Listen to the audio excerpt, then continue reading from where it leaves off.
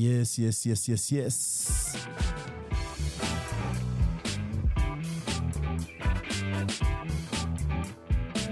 Welcome once again. Thank you so much. Thank you so much. If you have not subscribed to our channel, we're already on YouTube and rolling. On Twitter, it's Impact Masters or Africa's Talking HQ. We're on Spotify, Apple Podcasts, Google Podcasts, and everywhere else that you're in.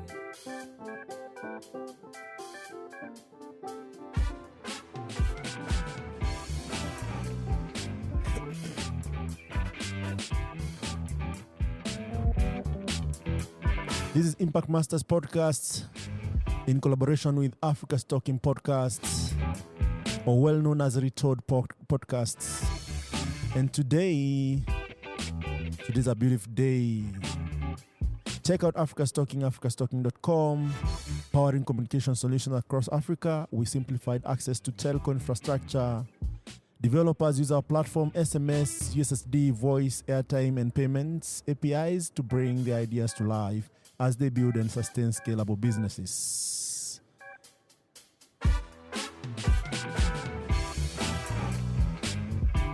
Impact Masters changing status quo across Africa and telling authentic African stories from Africa tech movers and shakers. And today we are blessed to have Abel Masila.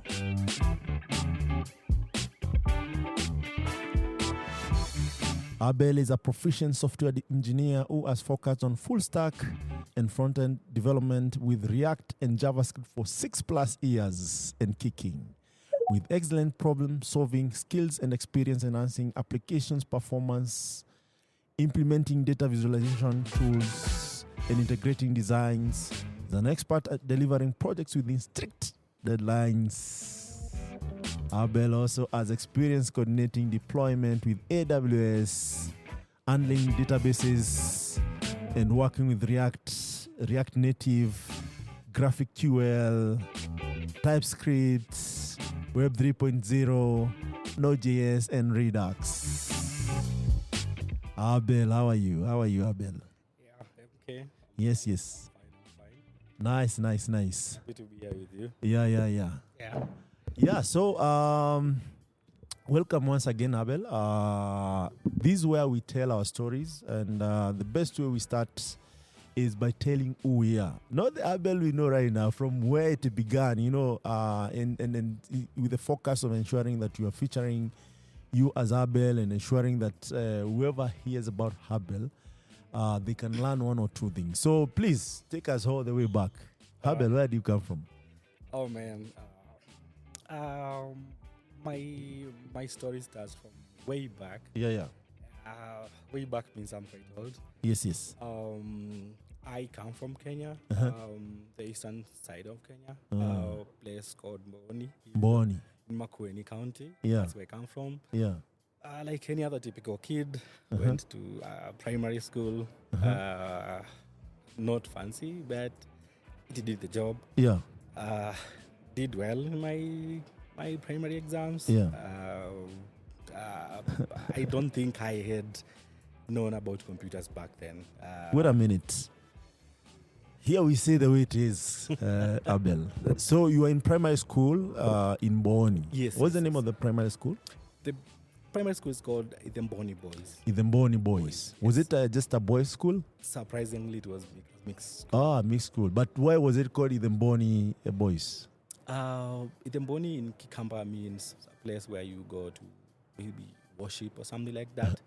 The school was it's still close to a Catholic huge church. Okay. So a long time ago, our old folks used to have these huge trees, the Mugumo trees. They would go and make sacrifices there. So the school is it's close to those big trees. That's why it's called Mboni. Okay.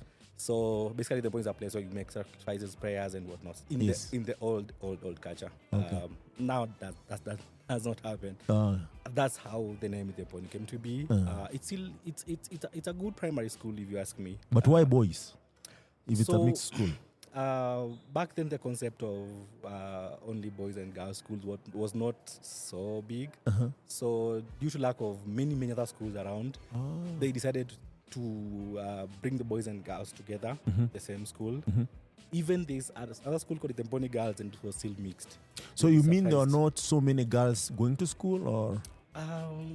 There was some, not so many compared to boys. Okay. Of course, school was paid, but then the government started having free primary education.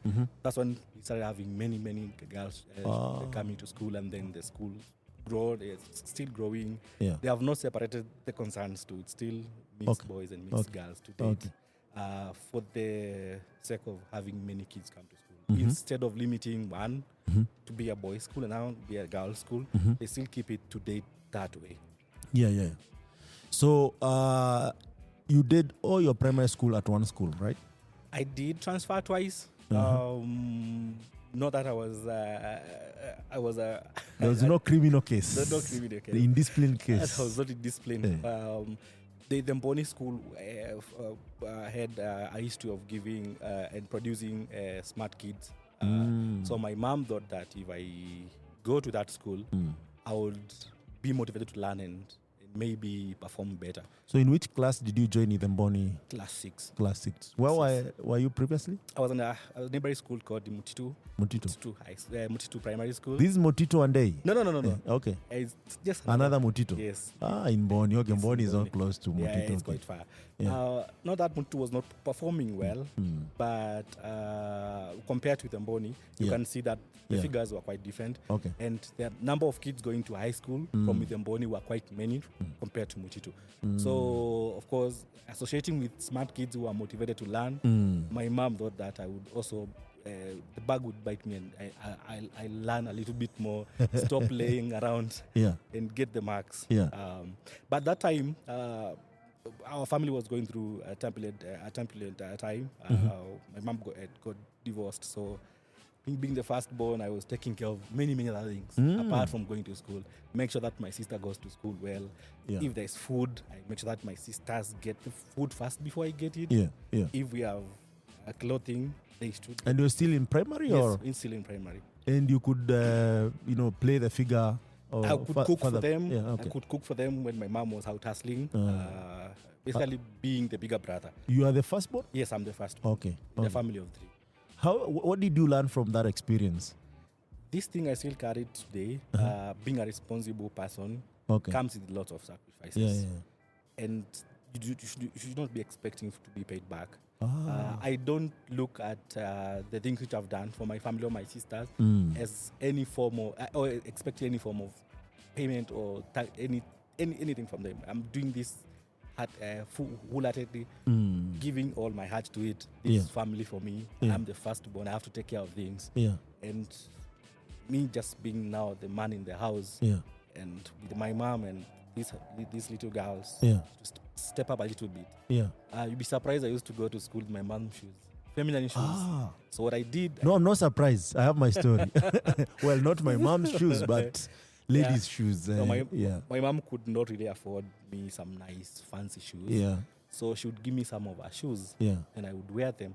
When I go to school, because the boys were laughing at me, I would hide them across the fence and walk to school with no shoes up to class 8. Wow. And this is now the Embodies Primary School. It's a school now. Yeah. So that's interesting. I didn't know this about you, Abel, and I've known you for a couple of years. Something else about primary school. Were you always a performer, or at some point you felt like I need to perform? So between class 6 and class 7, as I told you, we had family issues going on. That did take a toll on me in terms of dedicating time to learn. Even prep work, I would say I missed a lot of that. I've always been a performer, but during that time, it did not show well.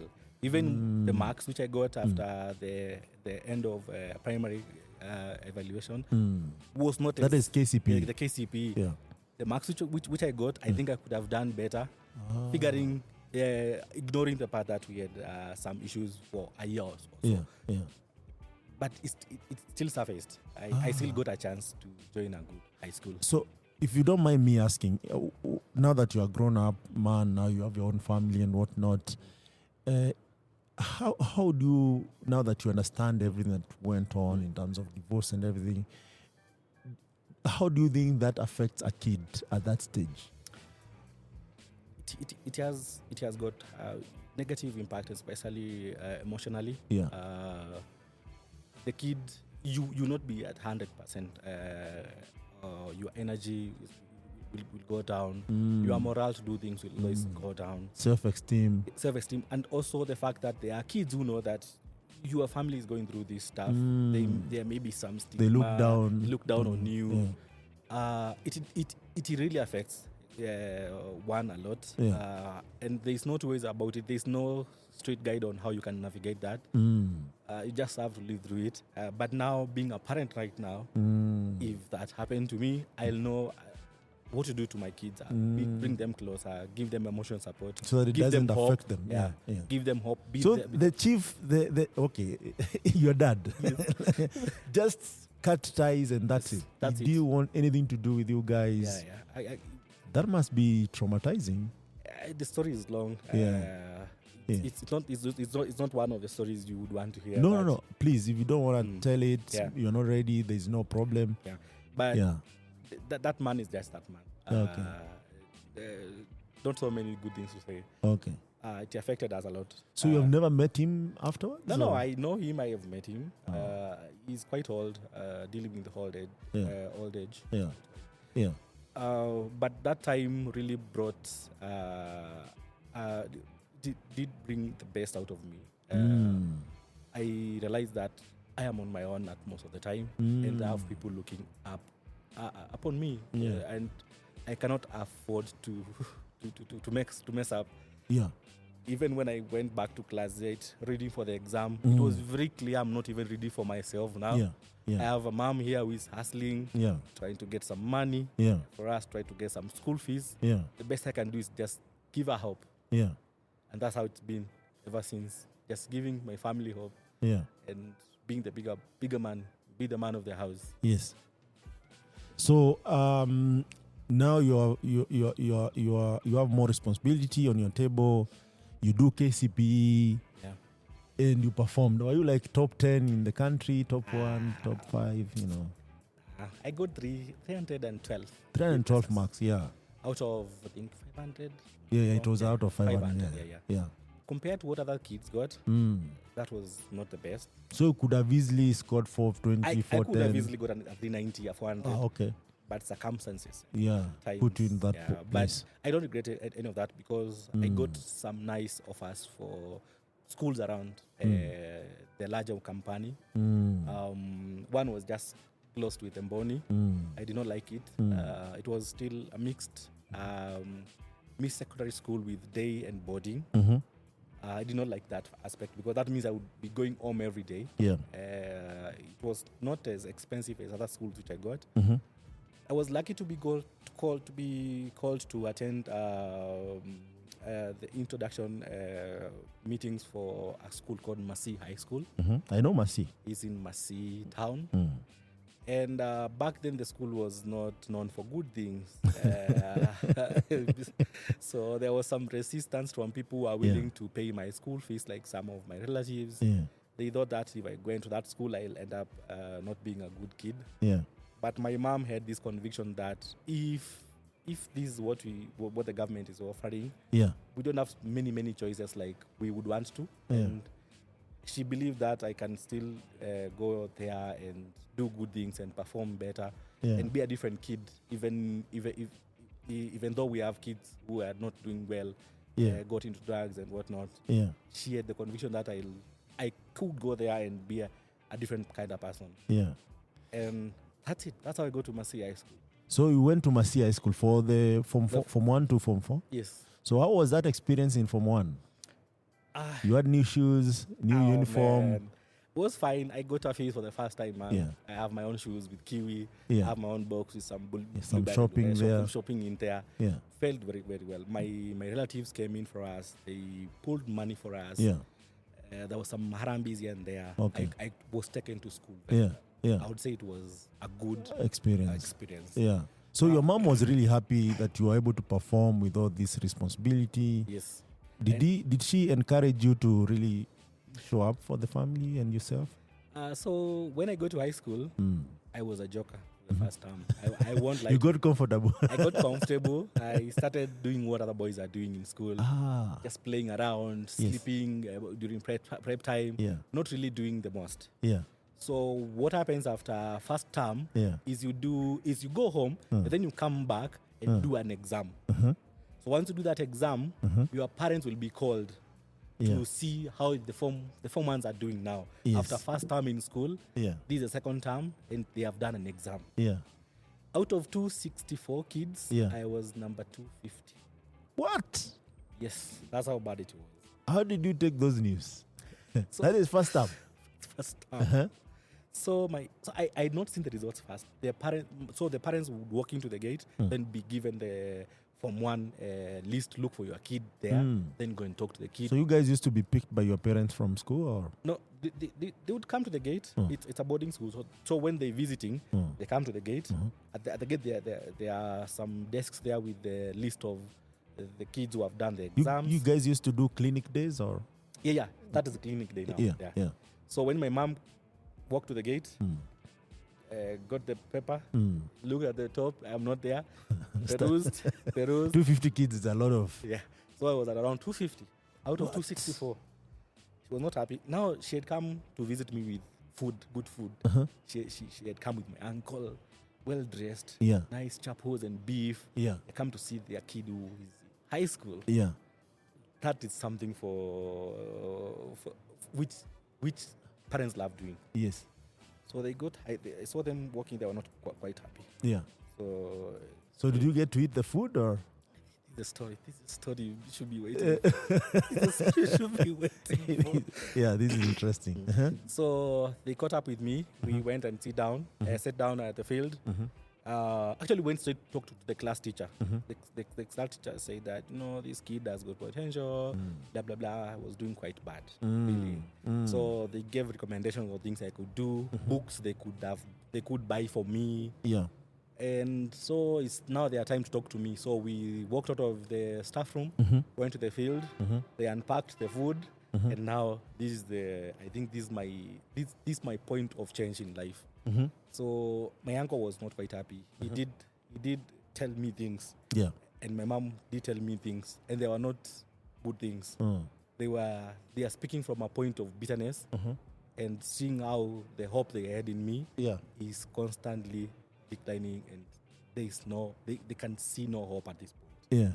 So I did not even get a chance to eat this food. The words which came out of their mouth, that is what changed me.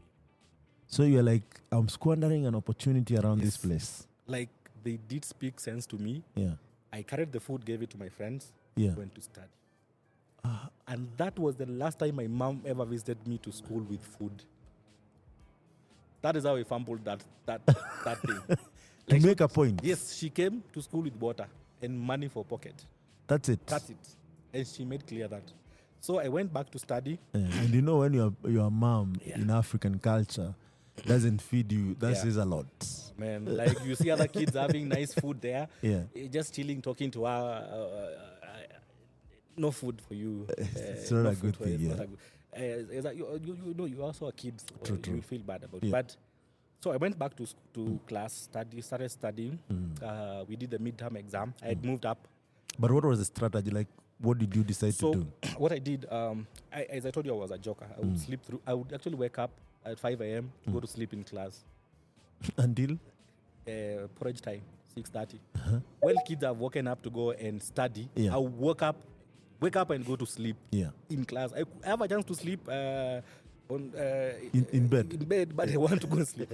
That's how bad it was. So I changed that. Yeah. I woke up earlier 4:30 and started reading like crazy, catching up with things which I had not known, writing notes which I had not even written. taking some exams from the library and trying to challenge myself. Yeah. And just learning. Little play. I'm not into sports, so during the games time, I'll basically be washing my clothes. Yeah. Then planning on how I'm gonna do the evening preps. I befriend most of my teachers, especially the ones which I had interest in the subjects. Chemistry was one, mathematics was the other, physics was the other. Yeah. Because that's why you flopped a bit. Yeah. I think I got mathematics. I think I had clean 38.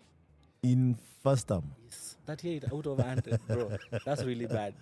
Well, comparatively, I've seen people get 0 something. So, but still, it's bad. It's really bad. Good, yeah. So that was my strategy. Get the resources, study time, write notes. Yeah. There's power of this. I usually tell people there's power in writing notes, and I think that I got that. So you started taking notes on things that are not familiar. Consulted the teacher on those things. I was very serious about that. Then you started now expanding your knowledge base. Yes. So by term 2? Midterm exam. Moved up to number 23. That is a second term midterm. Okay. Moved up to number 23. Okay. Went home. Happy. My mom was not happy. You can do better than this. You're not cooking for your siblings. Now you're not fetching anything for your siblings. You just need to study. She even told me, don't do anything. Just read. You have no responsibility in this house. Yes. Eat and read. Yes. That's it. Midterm is usually like 1 week, so I spend most of the time reading and doing just my exams and whatnot. And revising. Whatnot. Yeah. Came back to school. End of term exam. Yeah. Bro, number 3. Went home. Yeah. She's not happy. She can do more. She even enrolled me to a tuition program for the whole of the month, which we'd gone home to rest. Yeah. That's how serious it was. Yeah. She paid money. She looked for money. Yeah. And paid those teachers. Yeah. And then I developed a huge interest in mathematics and physics and chemistry. And why? I found them to be interesting. I did not like reading notes on history, reading agriculture. A bit boring, eh? They're not fun. They're not fun. I would say they were not fun for me. Yeah. I was not cut like that. I wanted to do challenging stuff. I really wanted to go to the computer lab most of the time. I was not taking computer studies though. When was the first time you interacted with the computer? Is it in high school? In high school. Form 1? In Form 2. So they had a computer lab? Yeah. Okay. I was not actually taking computer studies. I was taking agriculture. In computer? In high school. Okay. I did not take computer studies. But now the story is quite long about how we got there. Yeah. So I loved mathematics a lot, and I even became friends with senior mathematics teachers in the school. Okay. So fast forward, I managed to keep on number 1, number 2, number 1, number 2. Yeah. So fast forward to Form 2. Form 2 is usually a deciding point for most of people. Yeah. You get to choose subjects which you want to selective subjects. Select the subjects. Back then, biology was not mandatory for our school, so you could choose 2 sciences. 2 sciences and that. So I picked physics, of course, chemistry. There was a big problem though at that time of selection. Yeah. I was a very good student in almost of the subject. It was not easy for me to decide what I want. Okay. I could easily pick up geography and still perform. I had already figured out agriculture. I was actually the best agriculture student. But then I was also equally good at biology. So it was not so easy for me to decide. Yeah. And then the teachers who are teaching me this stuff, they are my friends. Like so you don't want to disappoint any of those teachers. And the teacher teaching biology, the teacher teaching agriculture, they would want to have me in their class. Yeah. So the decision was made. Yeah. I picked up physics. Yeah. And dropped agriculture and geography and biology. I dropped them. So that's how I started developing lots of interest in tech and stuff. But there's a story in Form 2 which happened. For the first time, our school had a chance to organize a mathematics contest. Yeah. Yes, I did top that up. The whole area. So started developing interest in this thing. Fast forward to Form 3. So at this point, no girlfriend, nothing? Man, I was a boring person. Okay. I'm reading a lot. They used to call us bookworms. I was not fun. I did not know how to dance. I still don't know how to dance. So you mean the guys who got girlfriends in school, They are good dancers. Of course, dancing was a big thing. For funky. For funkies. I would go to funkies and just chill. My type of funky would be the math contest, the science contest, things like those. Not the ones which they go for debating, the journalism club and whatnot. Yeah. There's a bit of my high school which I've missed. When I was in Form 1, I was not a prefect. Mm-hmm. When I was in Form 2, I was a routine prefect, the bell ringer. Okay. So I was always on toes with the time. Okay. That helped me a lot. Okay. Were you appointed to this? Did you run for office? How was it? People elect you for these things in high so school. There you had elective positions? Yes. Like people would vote for you and then you get it. Did you have to campaign? Yeah, campaigns were there, but I did not do it a lot because I was performing well. I told you I topped mathematics for the region. Yeah. It was so easy for them. That is in Form 2? Yes. It was so easy for them to know we have somebody who is into books. Maybe they will keep time for us. Okay. Let's give it to him. Mm-hmm. But when you go to Form 3, things started happening for me. Mm-hmm. People started seeing me differently. They started seeing a bigger person in me. Mm-hmm. That is your colleagues in class, the classmate, or even teachers? The teachers. Okay. In term 2, I started having chest problems and I had to sleep through preps. And this story is quite interesting. But in Bomni, it's a bit warm. Oh, no, it was cold season. Term 2, term 2 is July, like right now. Yeah, like right now. Started developing some chest problems, so I had to sleep through preps. Yeah. Some idiots who had been fired, they decided to ban the dorms. I am sleeping in one of the dorms. Actually, at the edge. You're in this dorm? Yes, I'm in this dorm.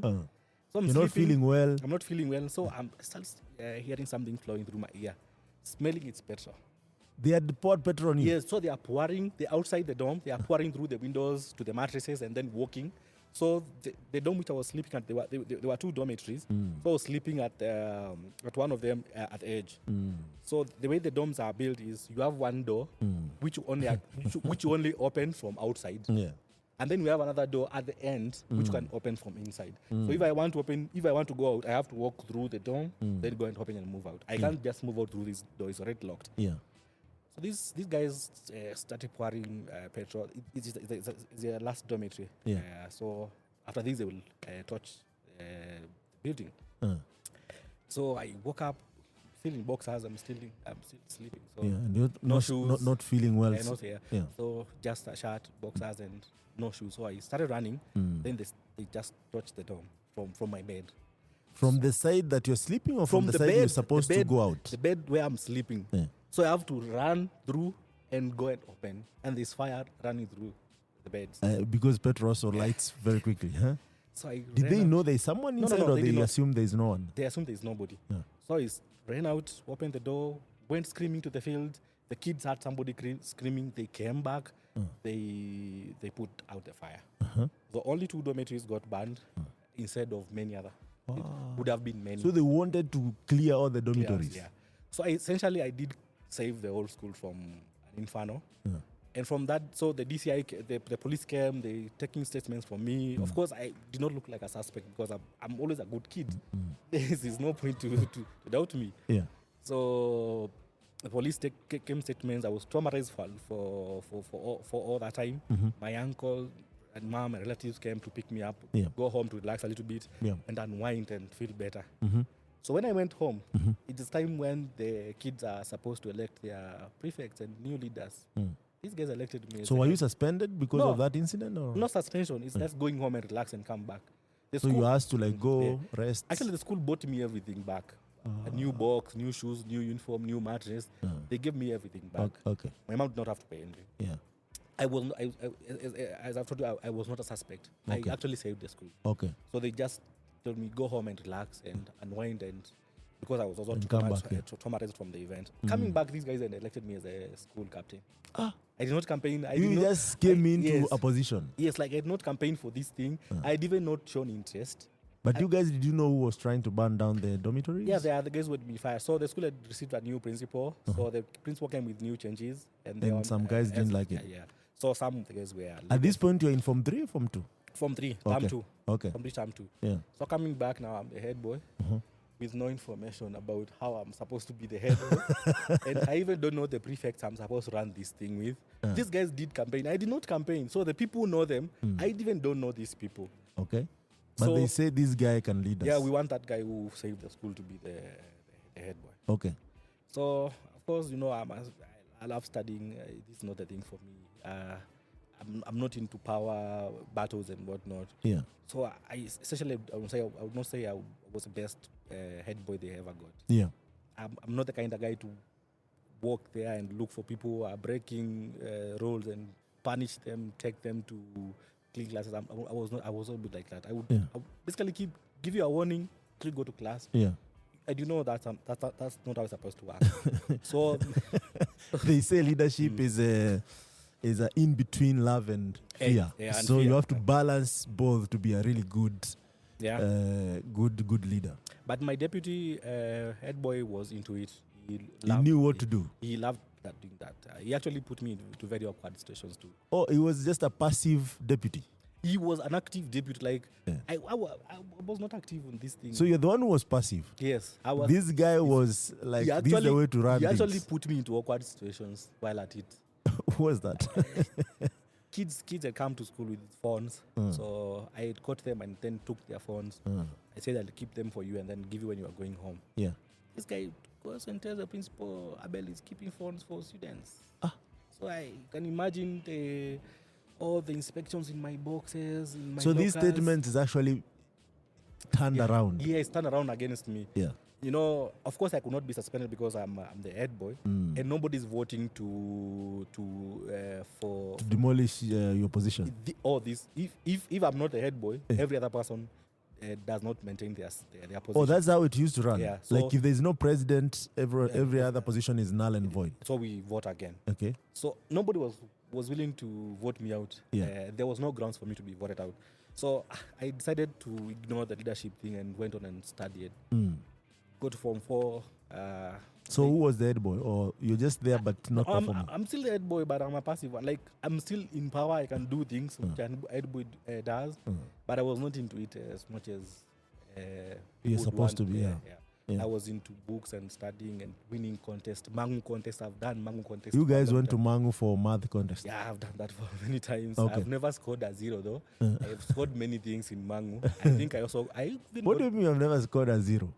in Mangu, I got presents from Mangu contest, bro. But there are people who went there and got a 0? Mangu contest people get zeros, bro. It's crazy hard mathematics. Yeah. You know Simuturi?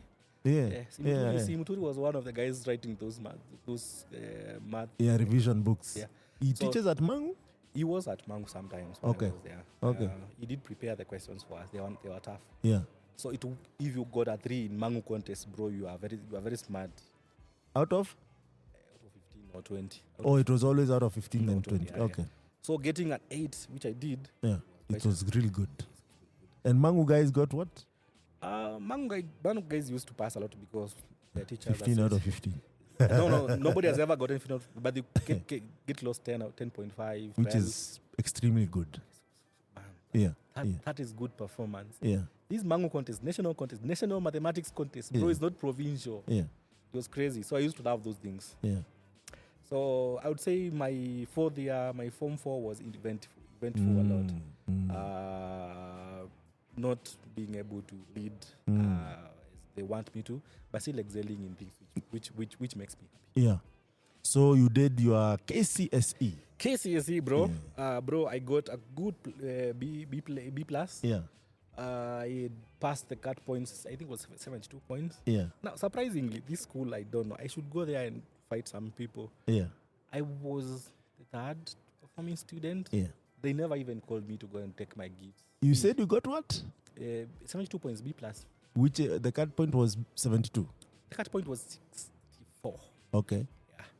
But you feel like it was not fair? It was fair, but the school had planned. They usually have celebrations for people who have passed the exams. Me being the best performing kid in the school was supposed to be called for that. But since I was not a good head boy, they did not even call me for the celebrations and receiving gifts. But God has his own way of putting you in good places when time is right. Yeah. So I got my B plus. Yeah. But now, when I was in high school, I told you to not take computer studies at all. Yeah. The crazy part is I used to attend computer practical sessions after classes. Yeah. To a point that during KCSE time, the computer studies teacher thought that I was one of the students and was wondering why I was not taking the exam. What did you used to do at the computer study lab? I used to go there, learn Excel, bro. I think I wrote VB.NET back, Visual Basic, things back. Self-taught? Yes, I was just self-teaching myself. Okay. I would pick books for computer study students. Yeah. The textbook. Yeah. Go practice on my own. Yeah. There was no restriction on who can go to the. And why didn't you join computer studies? In Form 1, you don't get a chance to choose. You are divided into lots, like. So these guys are going to take agriculture, these guys you're going to take computer studies. So it's not a choice? Nah, there was no choice. Okay. But I was lucky to take French, though. Okay. So you're good in French? No. I did that for just Form 1. Yeah. And the teacher went back to France. So. Was he... So I know. Was he originally from France? He's Kenyan, but he got a job in France, or? He got a linguistic job in France. And of course, it's well paid. Yeah, so the school lost. Yeah. The school lost a French teacher. Yeah, and then that's the end of the. That's yes. But I can do a little bit of French. Oh, okay. I say hi to people. Bonjour. Yeah. How are they supposed to respond? You can just say bonjour, monsieur. Bonjour, monsieur. That means I'm very fine. Sir, madame. Okay. Comment ça va? How are you? Ça va bien, bien. Nice. Nice. But that's knowledge which I don't even Very use. nice, very nice. So, did you get an invitation from the universities? Bro, I was done very well. What had you selected in your university selection? So I did the revision for exactly 2 weeks. It's usually 2 weeks. I had to go there every day because I was not sure what I want to pick. Yeah. Pick IT, pick computer science, business with IT, education with IT. Like, I was so confused. I ended up picking. So no one guided you through this process? Nobody. My mom, of course, doesn't have knowledge on these computer things. Yeah. So she would even be telling me to take law, but I did not have the points for law. But did you get to go with that form at home, or? Yeah, I would go download the courses and the points. They have the points, like if you want to do this course, you have to have minimum of these points. Yeah. I had, I think, a cluster weight of 38 or 39 someday. So there are very few courses you can take with that. You can't take medicine, for instance. You can't take law. You can't take these heavy courses. Kaka, that gives me some idea how you performed. There's some subject that you really did well and others really bad. See, I told you I don't like these things. Languages. I failed terribly in Kiswahili and history and English. I got plain A in mathematics, physics, and chemistry. Yeah, that's a problem. You are in a very big fix. So I did not have many options here. I had to pick a course which is between which my cluster points only require physics, maths, and chemistry, which mostly are computer science. And even then, actually, you are the mercy of job. Because they select the best guys and then they tell other guys, okay, there's some guys here. Do you want to pick them? They don't know English. That's how you got picked by Meru University? So I had applied to join JQuat. Back then, Meru was still not chartered. It was still under JQuat. Okay. But by the time they were sending the letters, they'd been chartered. So I went straight to Meru University and Bachelor of Science in Information Technology. I wanted to change to computer science, though, but I did not say the point. I believe there's nothing which I lost, which I did not learn, which computer science guys have done, which I have not taught myself. Maybe me some math. In computing, math is crazy, bro. We only did to class 2, they did it to class 3, probability 3. Discrete? Discrete math we don't do in IT. They do it. That's what I'm telling you, missed that part. But since you're good in math. I had friends who were teaching me this thing. I had a friend who was doing Bachelor of Science in Mathematics and computers. That is in Meru University? Or? Yes, in Meru University. He was my friend. He used to love maths. So you'd go to class, learn, let's say, discrete math, and when we meet up with him, he would be showing me things they have learned in class which I'm not learning in my own course. By the way, how was that experience now moving from, being a captain, high school, you performed well, to university? I'd say, of course, the responsibility was growing on me. My mom is still seeing a bright future for us. Yeah. The government is going to pay some of my school fees. I'm Yeah. going to apply for help. Uh-huh. So it was almost certain that Things are adding up. Things are adding up, but still the ball is on my court. I can't be getting supplementary exams back there in uni. And my mom was very clear about it. Go there and learn. I know university. She told me she knows university is a place you can hang around and Never do anything serious. But she told me this is not the end of it. Go and just work hard. Yeah. So the transition was quite smooth. Yeah. I had no problems at all. Yeah. My mom had prepared me quite well. Yeah. She also had gotten a hang of her job, so she had some chums here and there Yeah. to pay for things. But where did she go to university herself? My mom did not go to university. She did up to I levels. Yeah. O level, yeah. But she used to work for UN as for Oxford. So she had some idea how universities operate and all that. Yeah. Yeah, she used to work for Oxford in UN a long time ago. Yeah. That's how she know about university stuff. Nice. So going to first year, I knew I needed to study. So I did study. I did study. Did you stay in school or you are? On and off. Yeah. First years you get chance to stay in school. Yeah. After that you are big people. Yeah. You start fighting for space. Yeah. If you have money to pay, you get pay. in. If you don't, You get some bedsitter somewhere. with a friend and keep on paying. A studio for those who are listening.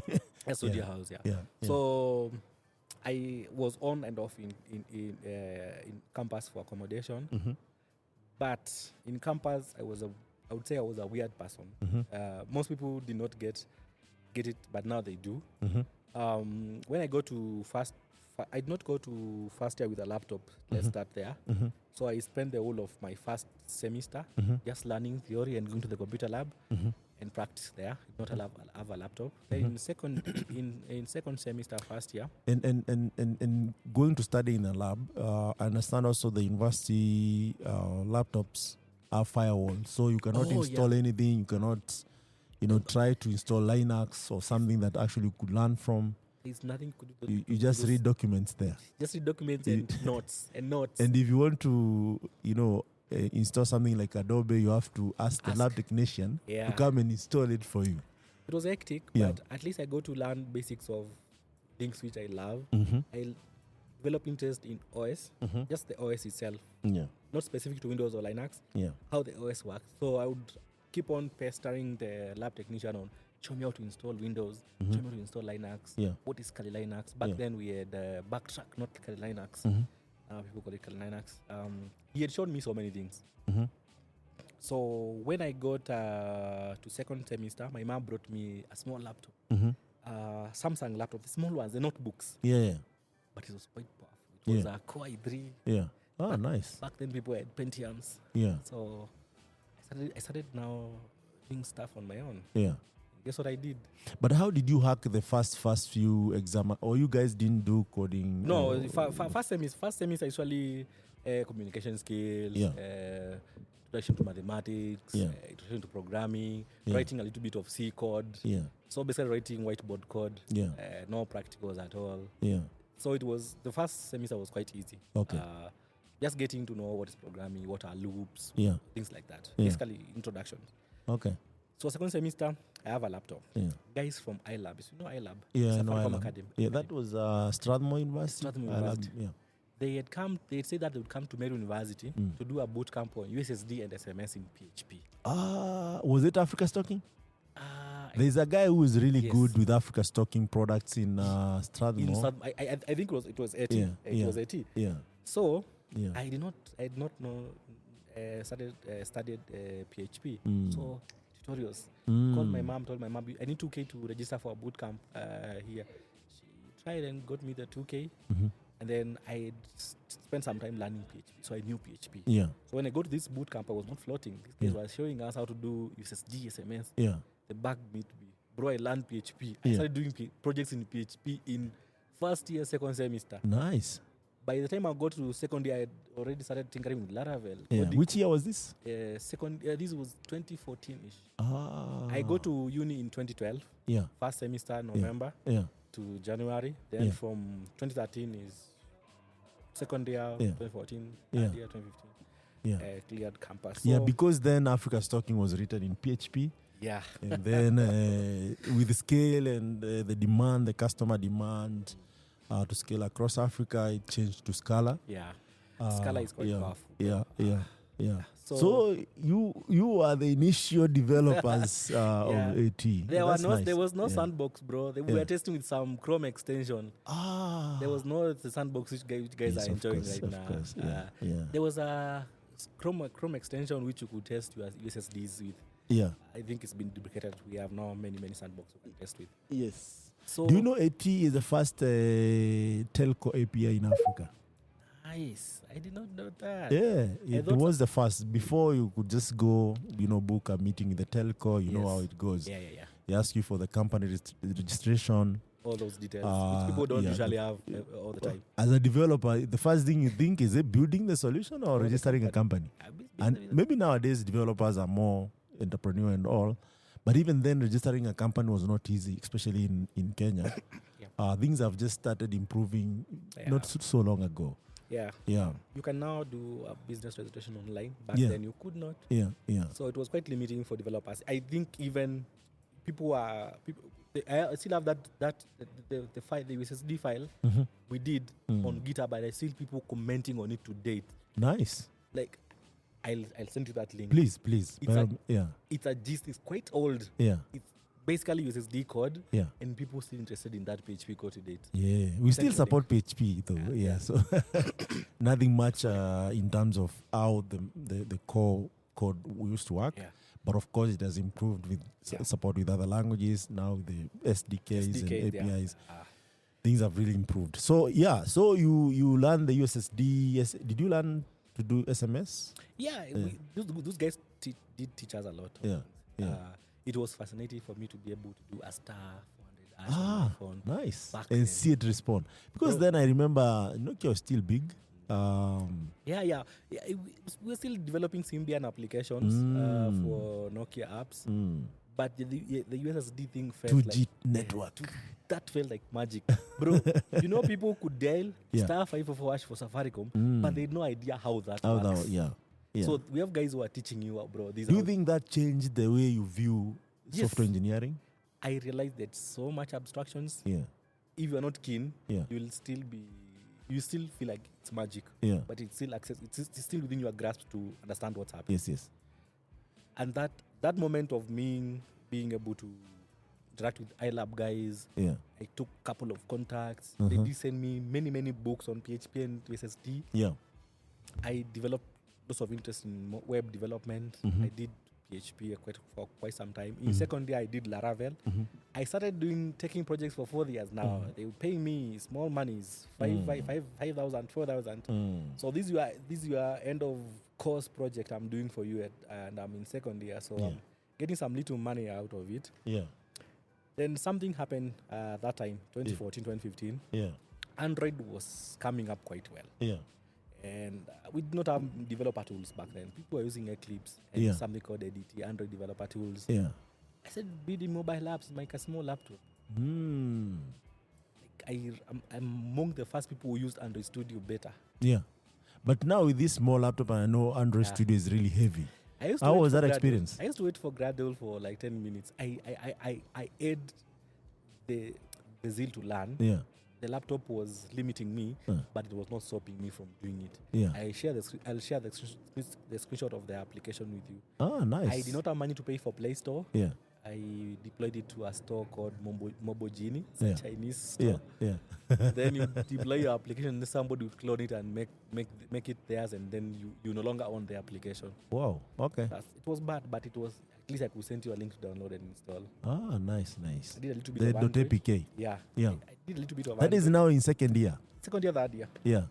And is all this for fun, or also you're making money out of it? I was only making money by doing projects for 4 years only. Oh, okay. I would go to class, Then there was a spot in Mary University called the discussion room. It had quite fast internet, but LAN cable, not Wi-Fi. If you don't find me in that spot, you'll find a friend of mine. And when they leave, I'll be. So you guys 24/7. 24/7. Like I did not go. I did not use,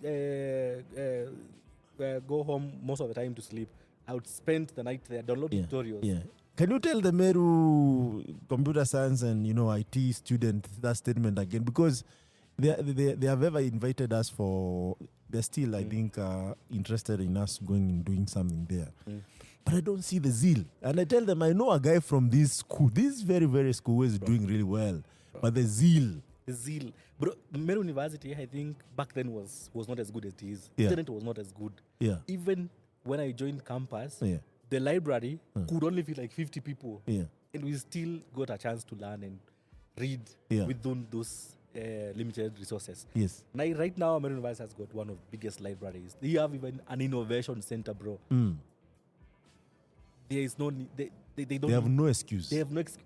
They have more internet connection ports than we had back. Imagine we are holding one LAN connection port between people who are known very well. Yeah. Like, you'd know if you don't find Abel there, you're going to find Alfred there, you're going to find Steve there. Like, there are people who you'll always find there. And all these guys did real well. Bro, Steve is working for Microsoft. Yeah. Alfred is in the UAE doing quite good. He's actually building courses for Udemy. He's good. Nice. The guys who used to hang out together at that point, they are all doing good. Yeah. I would say they have aced their careers quite well. Yeah. So But these guys can't make to Chuka University to come and learn some new stuff.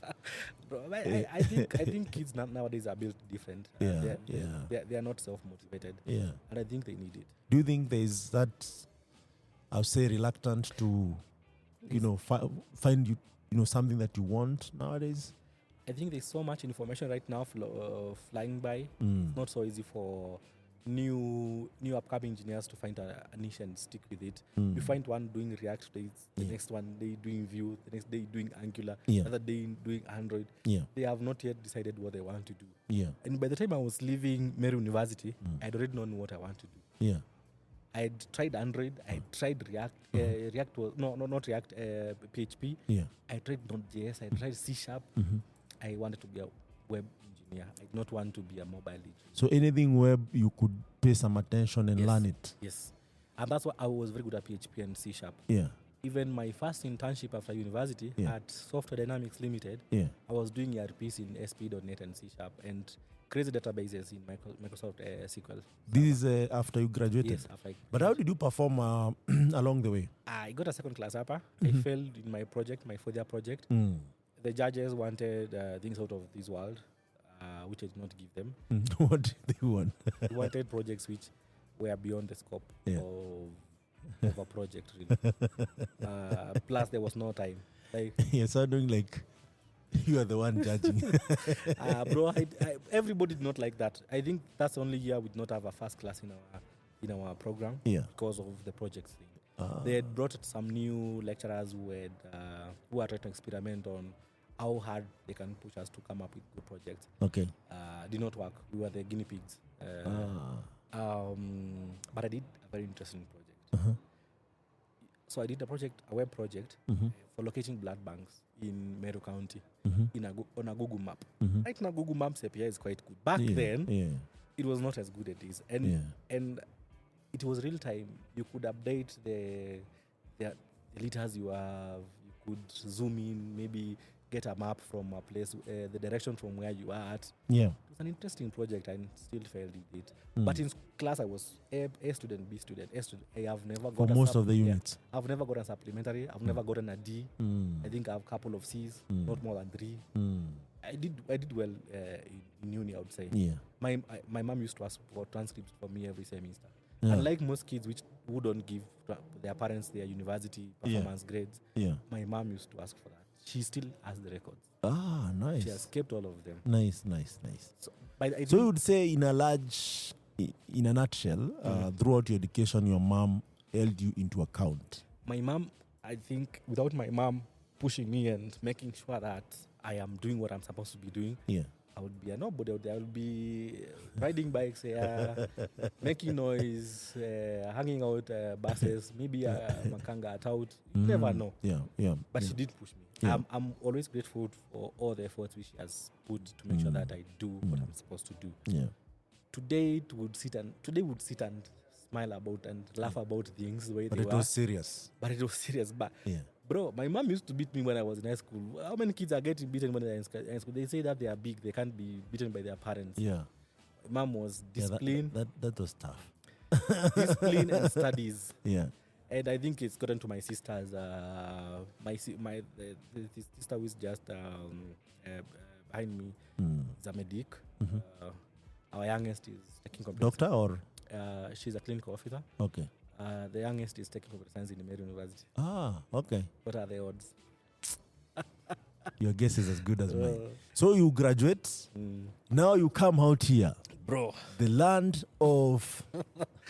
Bro, Nairobi is not for the weak. You meet the JKUAT graduates and the UN graduates. UN and the Stratman, the US. Even MIT are in this town. Yes. Stanford graduate are in this town. Bro, I can tell you. That's when I met you, actually. Or Yes, maybe just before. Just we met before when I was making noise a lot in a Microsoft groups. Then you're in school. I had just left school, so I was doing an internship. Which company was that? Software Dynamics Limited. Okay.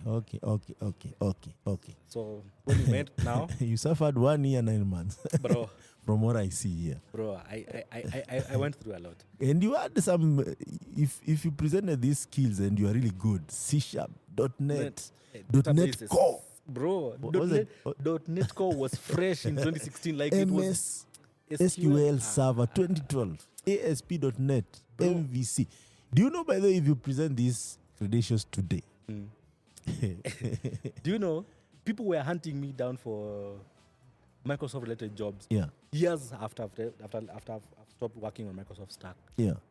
They look at my CV, they like, with this the Yeah, guy we it's want. on demand. We are also at Africa's Talking right now. We would use these skills as you see, speak.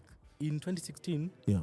.NET Core was just being released. It was in beta stages. Mm. I had figured out a way of building web apps in .NET Core. Yeah. Even before people did. I think I have a record of building a stored procedure of more than 1,000 lines. Yeah. Just a database source procedure. Yeah. I'm fresh from campus. It's not like I've been doing ERPs all my life. Yeah. I'm still figuring out what is a stored procedure, what's a database function, Yeah. how do you build APIs, Yeah. what is SOAP, what is REST. Mm. Then we have .NET Core here. We have MVC. Mm. We have something called IIS for deployment for Microsoft Stack. Mm. Then we have Microsoft Dynamics. Mm. There was so many things happening while I was working at Software Dynamics Limited. I'd say I learned most of the things .NET in that company, Yeah. and also learned so many things Yeah. of about how not to run a company. Yeah. When I get it, it was not the best experience from a human resource point of view. But Chief, you know how ironical that is. You built a human resource management system, Yes. which is currently used in Kenya, Ethiopia, Uganda, and Yes. South Africa. Yes, But the human resource aspect of things towards you, was not the best. I'd say I'd stayed without payment for almost 6 months. 6 months. Was it a startup? That company is not a startup, bro. It's not a startup. Mm. Making below. They just decided to welcome you in Nairobi. Yes. Mm. The problem with being a junior engineer is you don't know when to stop. Or the other like senior engineers for? Yeah. They were getting paid. Those guys, they were working on projects. They were getting money. Okay. We had Android projects. We had guys doing a new Salesforce application. They were getting money. Yeah. But us developers were in doing in-house deployments for these platforms, Yeah. training users. There's no money for There's you. no money for us. Of course, this is not my company. So Software Dynamics Africa, to get the context, was it like a dev shop? It's I would say a Microsoft affiliate company dealing with the Microsoft stack.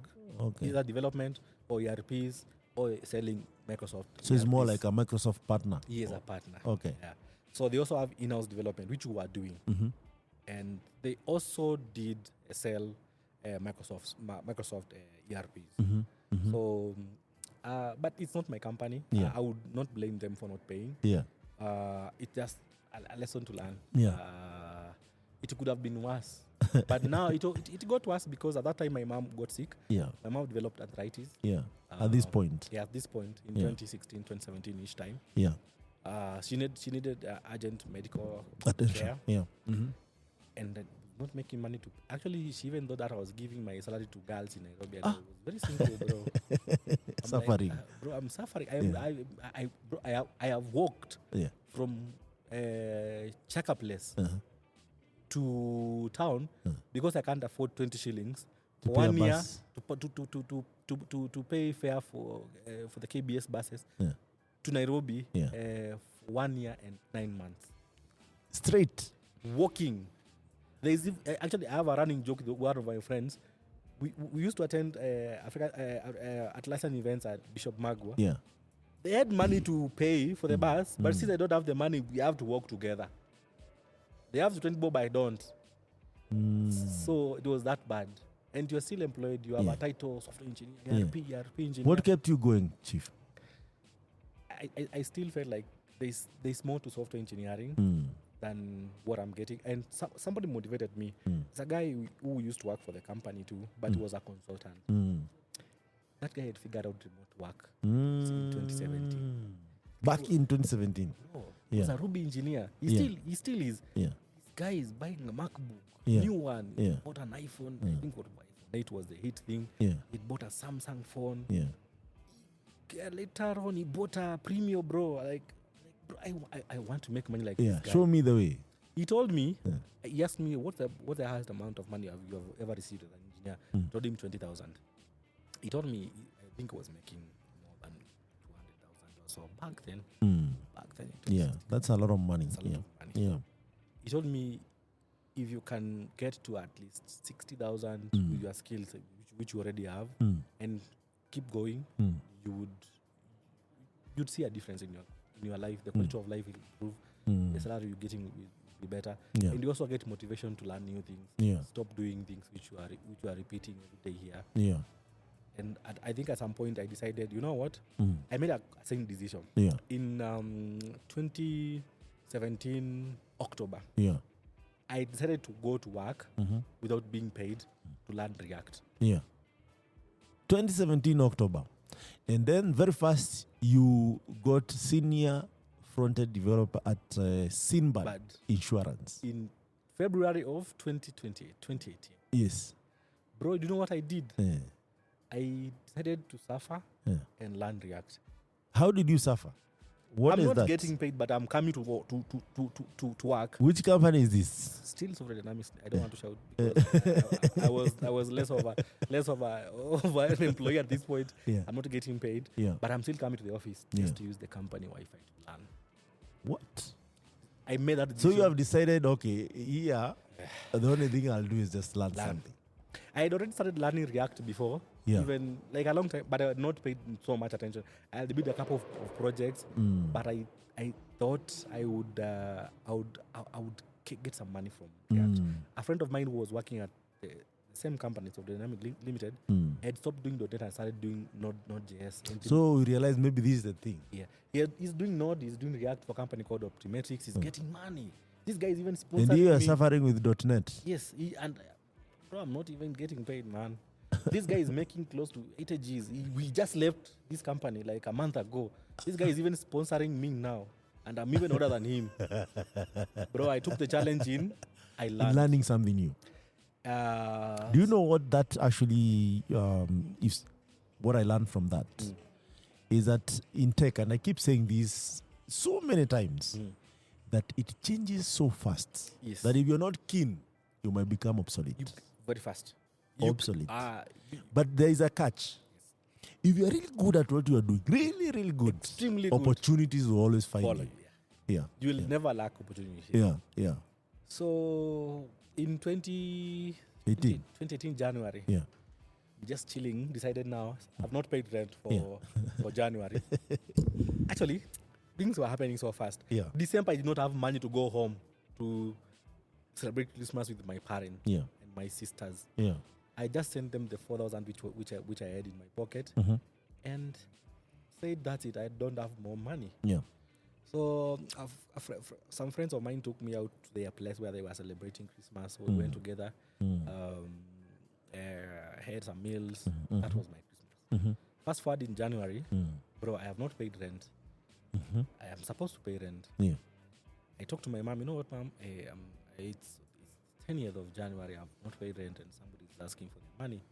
So my mom, being the God-sent human being, had a friend who works in Nairobi. They have a company. They install POS, point of sale systems, to small businesses. Yeah. So this guy, he gave me the contact. He's from home. He's from Booni. Yeah. So it's called Vincent. Gave me his contact. I called Vincent. Hey Vincent, how are you doing? I'm Abel. I do this and this. My mom gave me your contact. Yeah. She said that you can help me make some money here and there to pay rent as I look for opportunities. Vincent told me, that's fine. As we're having this conversation, I've stopped going to Software Dynamics Limited offices. Yeah. So you're just chilling at home. At home, just dying, eating Indomie and nothing much. Yeah. So Software Dynamics Limited calls me, bro. You know what? Come to the office. Let's talk. Let's see how we can work together. Bro, there's no talking we are going to do there. I got there. The CEO is not there. He has instructed the HR to take the laptop which I have been using for the company. Basically, I've been reduced to nothing. And the HR has got instruction, let him not leave with the laptop. Bro. Even after not paying you for 1 year, 9 months straight, you got zero payment for your work. Gave them their laptop, formatted it with all your projects. And I was not feeling so well about it. But this somebody has received instructions. Yeah. They can't let me go home with the laptop. And it's a PC. It was a HP G5. It's a powerful laptop. Yeah. I could do .NET in it, so it's powerful. Yeah. It's company property. So went home now with no laptop. And here you're hoping you'll get a project, you'll get a gig. Yeah, to install POS for this guy. Man. So I called in the guy. That must be tough for you. Bro, imagine your tools have been, the tools you can use to work have been taken away. So it's just you and the skills. And not only tools, the tools that you have configured for your work. Yes. But then I had applied for other interviews here and there. So I had received emails to take interviews. I don't have a laptop. They have. So when you go there, it's like this guy maybe. This guy man say, I think this guy just killed my dream like that in a day. What? So I called this guy Vincent, who is installing POS. I told him, bro, you know what? The company has taken his laptop. Yeah. I don't have a laptop to install POS for you. Yeah. Vincent tells me, don't worry, I'll give you a laptop. The keyboard is faulty. I'll give you an external keyboard. Yeah. Just a laptop, take a keyboard. Yeah. Go and install this thing. Yeah. This guy sends me to Thika, to install the software. Yeah. To an hardware. Yeah. He paid me 8,000. It was a single day job. No eating, just standing, taking stock, training, and making sure that the printers for the receipts are working. Something which I'm not used to, but I have to do 8K in a day, you are like, this is Christmas, and it's already January. 2K paid rent. Yeah. He gave me another gig to go to Kitui. This is back to back or just like after a week? After a day or so. Yeah. Like I did we did a job on Monday. Yeah. On that day, I'm going to Kitui. Nice.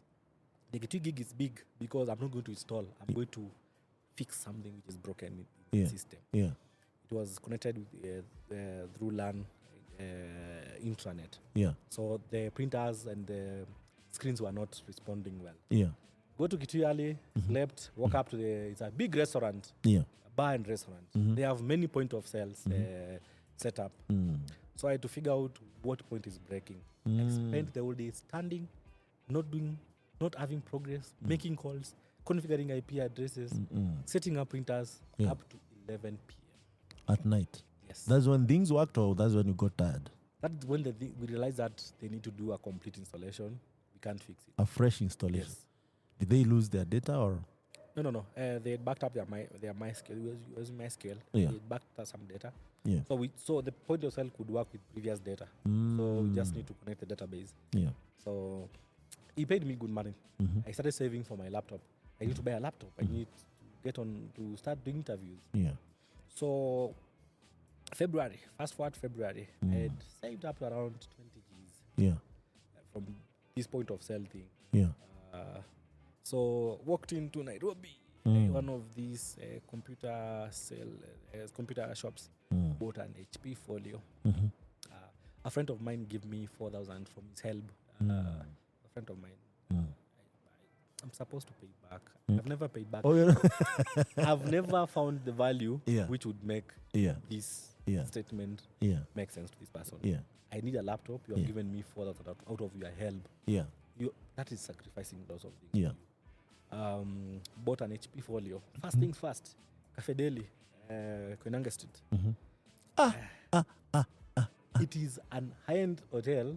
Cafe Deli. Cafe Deli. But the location, that is at location. night or during the day? The day I've just bought this thing. I need to set it up and do interviews. I have like millions and millions of emails. Yeah. That you need to respond to. Respond to and attend interviews. Take online tests. Yeah. I had the habit of going to Cafe Deli to just pay for cappuccino, 300 bob, and use their Wi-Fi the whole day. So they had gotten tired so of they seeing had me. good Wi-Fi though. Yeah, but they had gotten tired of seeing me. I'm only paying for 300 bob. And then you spend the whole day. The whole day there. They actually chased me one day, bro. Bro, Pay your coffee and leave. yeah, bro. Now I have money. I can go there and pay for the whole day and sit there. But then it was tough. They chased me, bro. Yeah. Yeah. But then it is business. I Yeah. understand. Yeah. Yeah. So this day I have a laptop. Yeah. And I have 1,000 bob. Yeah.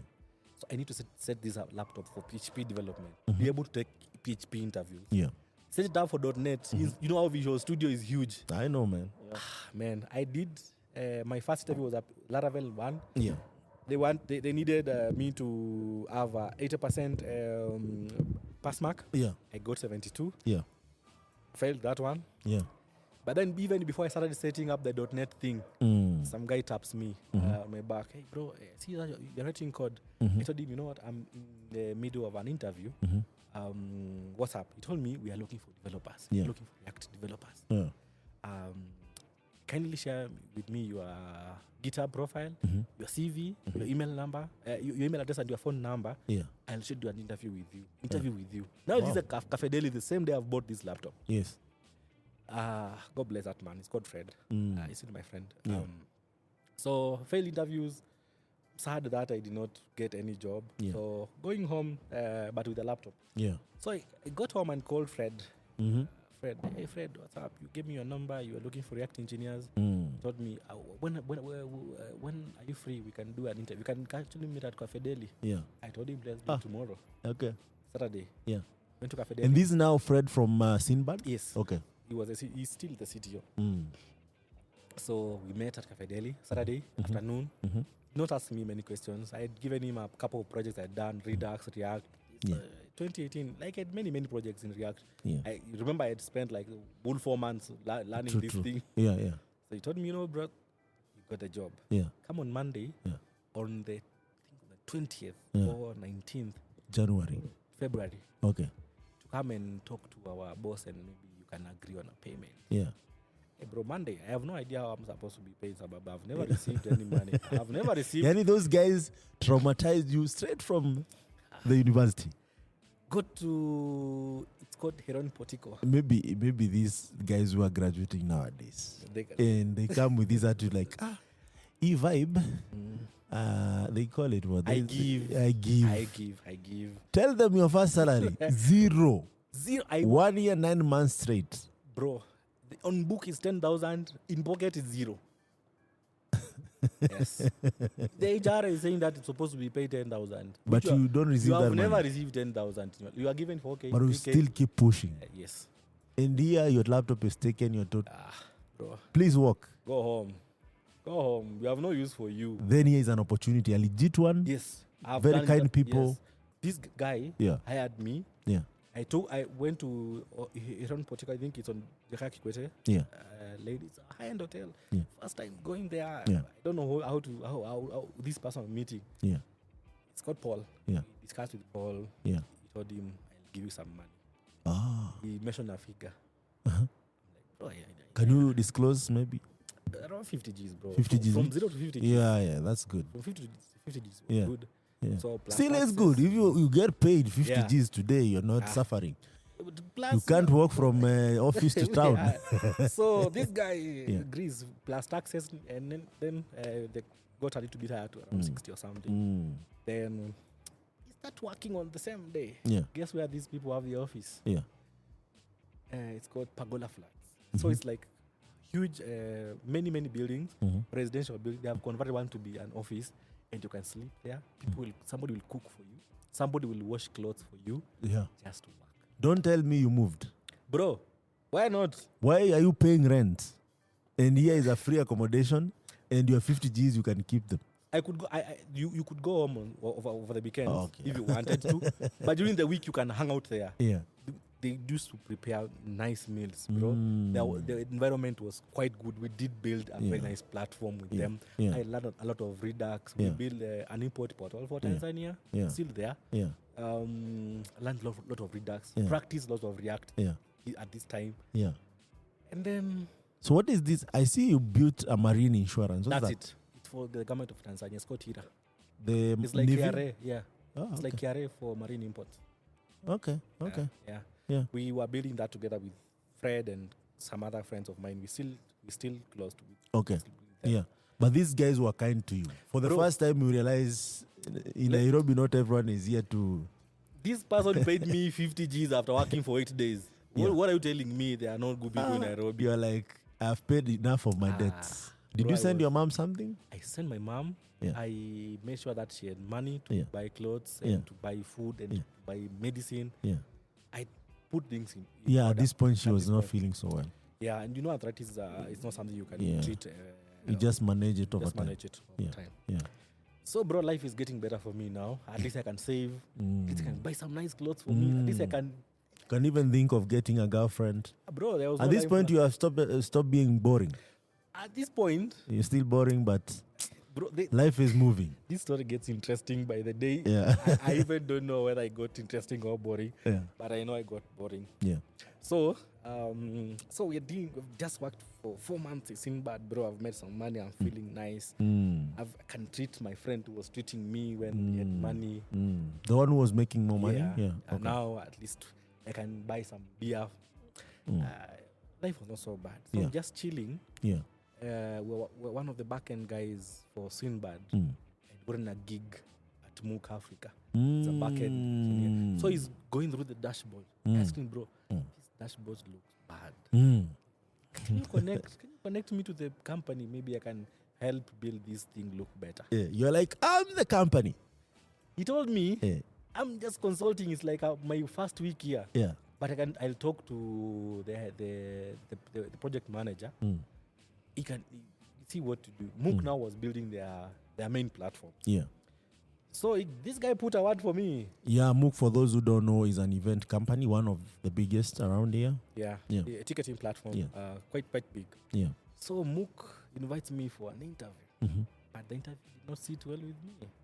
I'm interviewing for a React job.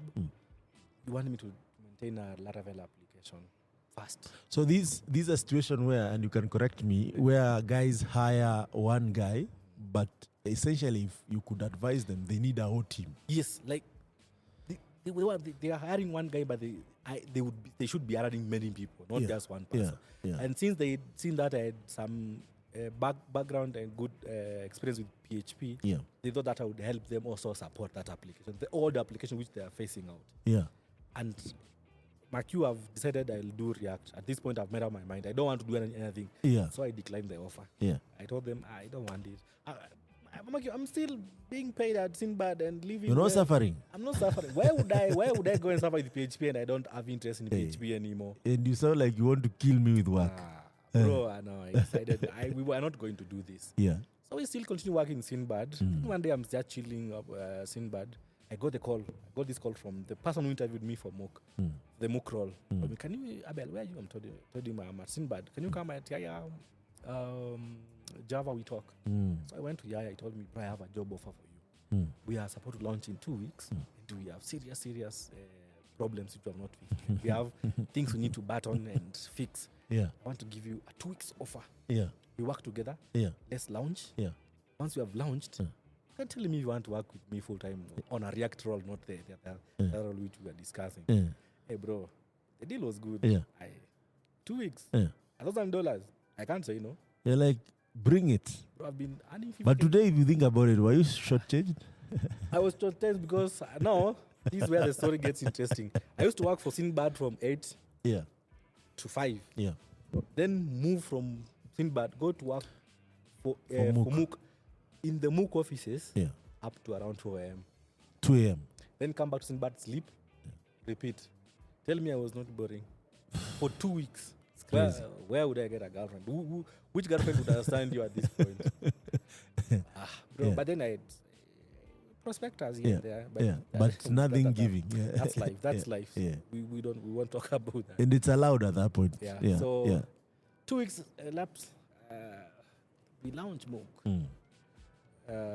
Demand my pay is sent, but also the pay comes with a job offer. Mm. And the contract is looking neat. Mm. Just to triple the amount of money I was making back there. So Yeah. That is net or basic. net. Yeah. So when it was still a contracting role, so I was not paying the 30%. So there was no assurance of even after your contract expires, there will be a renewal. Yeah, so I was paying the withholding 5%. Yeah. So it was still a good deal. I took it and left Sinbad, joined MOOC. Yeah. Senior Yeah. front-end engineer. We built MOOC. But those guys understood that this guy needs to grow. Yeah. I had even asked for money. Yeah. They'd not given me money. Yeah. After 6 months of working with them. So, yeah. So joined MOOC Africa as a senior front-end engineer. Yeah. We build amazing things at MOOC. Yeah. I can tell you we build MOOC. We made money from MOOC. We even won Visa, $50,000. That is just grant. Grant Partner of the Year. That's how good it was. Yeah. MOOC made money. MOOC ticketed Nyege Nyege, which is a big event in Uganda for the Yeah. first time. Yeah, Nyege Nyege is still big. We even went to do events in Rwanda. Like the company grew a lot. So towards 2019, just chilling at MOOC, not applying for roles because I'm now the lead front-end engineer and some money has been added to it. So I'm just chilling. And a guy from Mandela reached out to me. But before then, there are a couple of things that I want you to expound on, which is really great. So would you mind talking about, because I see on MOOC you did use React, of course, but you did some Redux Saga and then Ant Design and a bit of AWS. Yeah, so at MOOC I was taking care of many things. But where I want you to focus more is why this choice? Yeah, so MOOC initially was written in Angular. And we did not have many developers supporting Angular, like to support the Angular project. So when we joined MOOC, we started a greenfield project. Starting from scratch. And the choice was React. And there were not so many boilerplate projects for an enterprise application level like MOOC. Yeah. So we picked one called React Boilerplate. I think it's been phased out. Yeah. And it came with opinions like Redux Saga and Thanks and whatnot. Yeah. So it was like somebody had gone out and spent some time and build these things. Build this boilerplate for you. Yeah. So when you pick it up, you can now continue building your own enterprise application. Ah, I see. So it comes with Redux Saga, Ant Design. Yeah. Lots. What is Ant Design? So Ant Design is a UI library. It's a UI is library. it just naming or there is a... They have components. They have React components, tables, sliders, navigation bar. Still exists? It is still there. It's big. I still use it today. Nice. It's for enterprise dashboards. And what about the Redux Saga? So, Redux Saga is basically a way of it's a package for dispatching asynchronous actions in your application. Really maintaining things which you like API calls and getting that data to your application. But people don't use Sagas anymore. Yeah. There are better options. React has grown now. Yeah. Back then, we did not have context API. Yeah. Right now, you can just do your state management in React. Yeah. Context API, use Reducer. If your application grows a little bit more, you can pick up Redux. We have many other state managers right now in React. It's not all about Redux anymore. Yeah. We also have solutions where you can also survive without using state managers. Like things like React Query works out of the box. So back then we did not have these things. So there was a lot of boilerplate work. Boilerplate code to write to be able to support some of these things. Right now things are quite easier. Yeah. And why choose AWS for this? We were deploying the application on free tires for Netlify and whatnot. But now the company is growing, the platform is growing, and we need to be able to to scale, also to deploy to other regions. As you can see, Nyege Nyege is it's an event which most people from Europe would want to buy tickets for. So we want to be able to deploy to Edge, things like that. So we decided to go with AWS. Of course, we had a DevOps guy we'd hired to help us figure out the costing, how we can cut cost in AWS. You know, AWS can get expensive. Yeah, and scale. It's good in scale, but if you don't know how to configure it, it can really get super expensive really fast. I've seen people say that they had a toy project which is costing around 100,000 Kenyan shillings right now, sitting as debt on AWS. So that guy was taking care of those things. Mine was just come up with deployment pipelines and workflows. You take care of infra thing. That was interesting because towards my time of exit at MOOC, the project was so big. We even supported ebooks and music streaming. They diversified from the event ticketing. But they later on they did cut down all those things and just focused. Ticketing is big if you think about it, because it's not just events and all that. There's so much that you could do with the event ticketing as a platform. So they figured out that they would be better off just running tickets. Not so many people are willing to buy books. Because you know, people would rather download free books than buy. People would listen to music on Spotify than MOOC. True. There's no background playing on a web app. We did not have a mobile app for that. So did not make a lot of business sense. So they stopped doing that, tear down the application. They got a better DevOps engineer from who was working for a company in South Africa. Did set up a nice infrastructure. And yes, he did have Kubernetes now. We had Dockerized most of our applications. This guy had written lots of Jenkins pipelines for deployments. So we had moved from manual deployments at MOOC before I exited. But then COVID happens. So this is 2020. Yes. 2019, 2020. 2019. So 2019, Andela approaches me, do the interviews. It was one of the interview processes which I did not have many opinions about. The last bit did not check up with me. The person was supposed to interview me was a senior engineer. Last 2 minutes of the interview said that they don't see 4 years experience in my CV, so they cancelled the interview. Essentially, I'm doomed after doing like 4 rounds of interview. The final lap. This person feels so entitled; they don't want to interview you. So they were interviewing the experience, not the person. Yes. So I talked to my recruiter. Told him, you know what, bro? I have this year's experience. I can send you another CV. I sent him another CV. Talked to a guy in Uganda called Samson. That guy saved my career at Andela. This is the reason that's why I go to Andela. Okay. He interviewed me. This guy now. He interviewed me. He saw that I'm a senior engineer and he recommended me, and I joined Andela in around June 2019. As a senior engineer? Yes. Good package. Bro. Andela was the 8th thing, bro. You're given a MacBook. You have Uber if you are working for a company. There's Dojo. But you joined when they were moving to Thika Road? Yeah. They had moved to Thika Road. So they had a nice cafeteria there. They had a nice office. So it's a whole campus. So, like, basically, Andela was the 8th company. Still is in different levels right now. But working for Andela at that time was the best thing you can do. You met very senior engineers there. Eugene Mutai had just exited Andela. We had other guys join Andela too. It was good being an Andelan. We're going to have Eugene at that seat. One day you should bring Eugene here. He's a solid guy.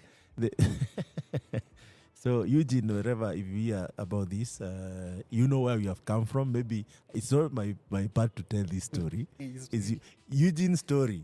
For some reason, we cross paths, and maybe when he sits there, you'll tell his story. So, but basically, Andela was really great, and if I can remember well, since I've been the developer ecosystem for some time, most of the guys there, I knew them personally Yeah. and professionally. Even when they started, everything. And things are metamorphosized properly in the tech ecosystem to where we are right now, which is good. So, but even then, you are software consultant at Mumo Systems. Yeah. So you introduced me to Mumo, Mumo Systems, and Vincent Mumo himself. Yeah. He wanted to build a checkout platform for Jira. And I back then I was so deep into Atlassian development. So we started building this thing for him. Actually, he's still using my code. The platform is still using my code. Did consultancy for him for 4 months. We built a checkout platform for him. Working for Mumo was quite different because I'm now working for a tool which is integrating directly to an Atlassian product. So there were so many moving parts. The backend is in Java. I have no experience in Java with Java. The deployment is quite different. Like you cannot just go and deploy the way you deploy to AWS. So I had to figure out how to bundle the assets for this project to be able to work. How to figure out routing. Most client-sided rendered React apps uses a router. The entry file is just one. But Jira expects you to have different files for every page. So to figure out how to take care of routing for this project, it was quite interesting. I got to use the Atlassian UI library, which is quite solid, looks quite neat. And that was good. We parted ways with Mumo Systems quite with no issues. Then I got lucky. I got to work for a company for Andela now. I got a placement for a company in Andela now. And this Mumo system you used to work remotely? This was remote work. This was first experience remotely? This was my Mook had moved to a remote kind of thing, so I did some experience working remotely for Mook Africa. But now Mumo was 100% remote, paid by the hour. That was the first experience. Paid by the hour. Clear deliverables, clear outline of work. Like, there was no bullshit working with Mumo. Pick work, set up expectation, clock in the work, deliver, get paid. That's it. Nice. Do you think that actually changed the way you viewed the previous experiences? I got to see the value for money. Like, you would want to go to work more to get more money. True. And I would say this: when people are starting out as software engineers, and you get frustrations in the company you're working for, most people tend not to be less productive. True. And at this point, you have no bargain at all. This happened for me when the first company, Software Dynamic Limited. As soon as I lost morale, I stopped working for most of the company projects. I have no bargain to go and ask for money. Since I've also not been productive enough. See?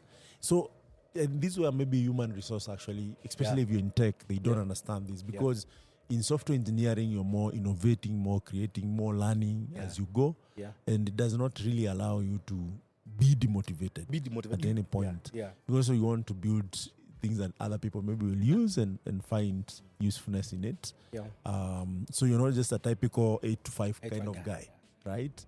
I remember even then that's when the discussion of like, don't expect engineers to be coming at 8. And there's still, I think most of the companies that have figured it out is not one of the expectations.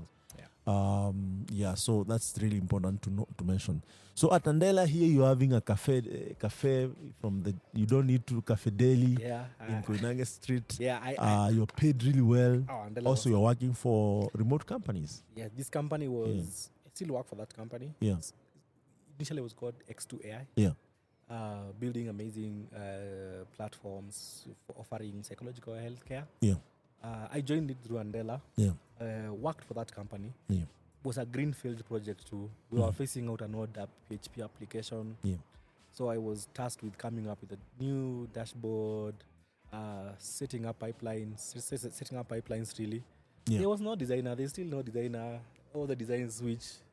I'm the person who has to think about how it's supposed to look. You mean UI UX?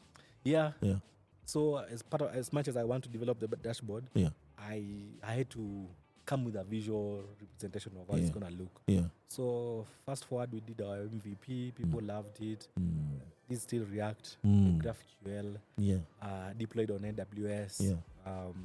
Backend is still Flask and Python. Yeah. Graphene. Lots of machine learning. Yeah. Initially, we're using RASA-X Yeah. for natural language understanding, NLU. Yeah. Then OpenAI was in beta, Yeah. acquired by Microsoft. Yeah. We started training our models in their platform. Yeah. I'm surprised people are seeing ChatGPT right now. Yeah. We've been using OpenAI for a long time. Now, OpenAI has been here for a couple of times. And this one thing also I've been telling, I'm still in the dev ecosystem, you know, as you know, is that in Africa, if you see like now AI, machine learning is big, just know by the time you hear about things like ChatGPT, the technology itself has been there for more than 15 years. Yes. On the minimum side. Yes. So, and that's one of the things that actually excites me, that I want to change those dynamic and reduce those years to like five, and then eventually we are where the world is, and you can be able to contribute fully, which actually means that if you are contributing, then we get even to build solution that actually serves our needs. Yeah, I agree with you. Yeah. Like we actually very late on tech stuff. Yeah. And especially important tech. Yeah. And when we try to play catch up, it has almost lost value. Yeah. Because we will always be users. Yes. And playing catch up. Like before even you build your own ChatGPT, we have 1 million of them. Why would you build it? Yeah, yeah. So at X2, I won't talk about more on what we build there, because I still work for the company, still confidential things I should say. Yeah. But at X2, I do so many things for the company. I do web, I do mobile. Sometimes I do take care of backend. Yeah. I do the deployments by myself. So there is no backend. I'm the infra. I'm the full guy. stack. I'm basically full stack for the company. Yeah. Something magical happened too. So at X2, we are working with a VP of engineering called Joy Trevino, an old man, 60 years old, 40 years experience, bro. You ever seen somebody who's an engineer with 40 years experience? Yeah, Kaka, I told you I met most of those guys.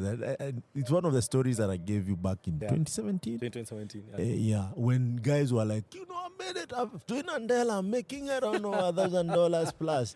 Like, dude, there are people who have been doing this for over 50 years. Since the internet started, since this, you know, they have done Pascal, Kobo, all these languages. Now they are doing JavaScript. That guy has written literally everything which you can think of. He has even written, he has been an iOS engineer. Yeah. And still is coding.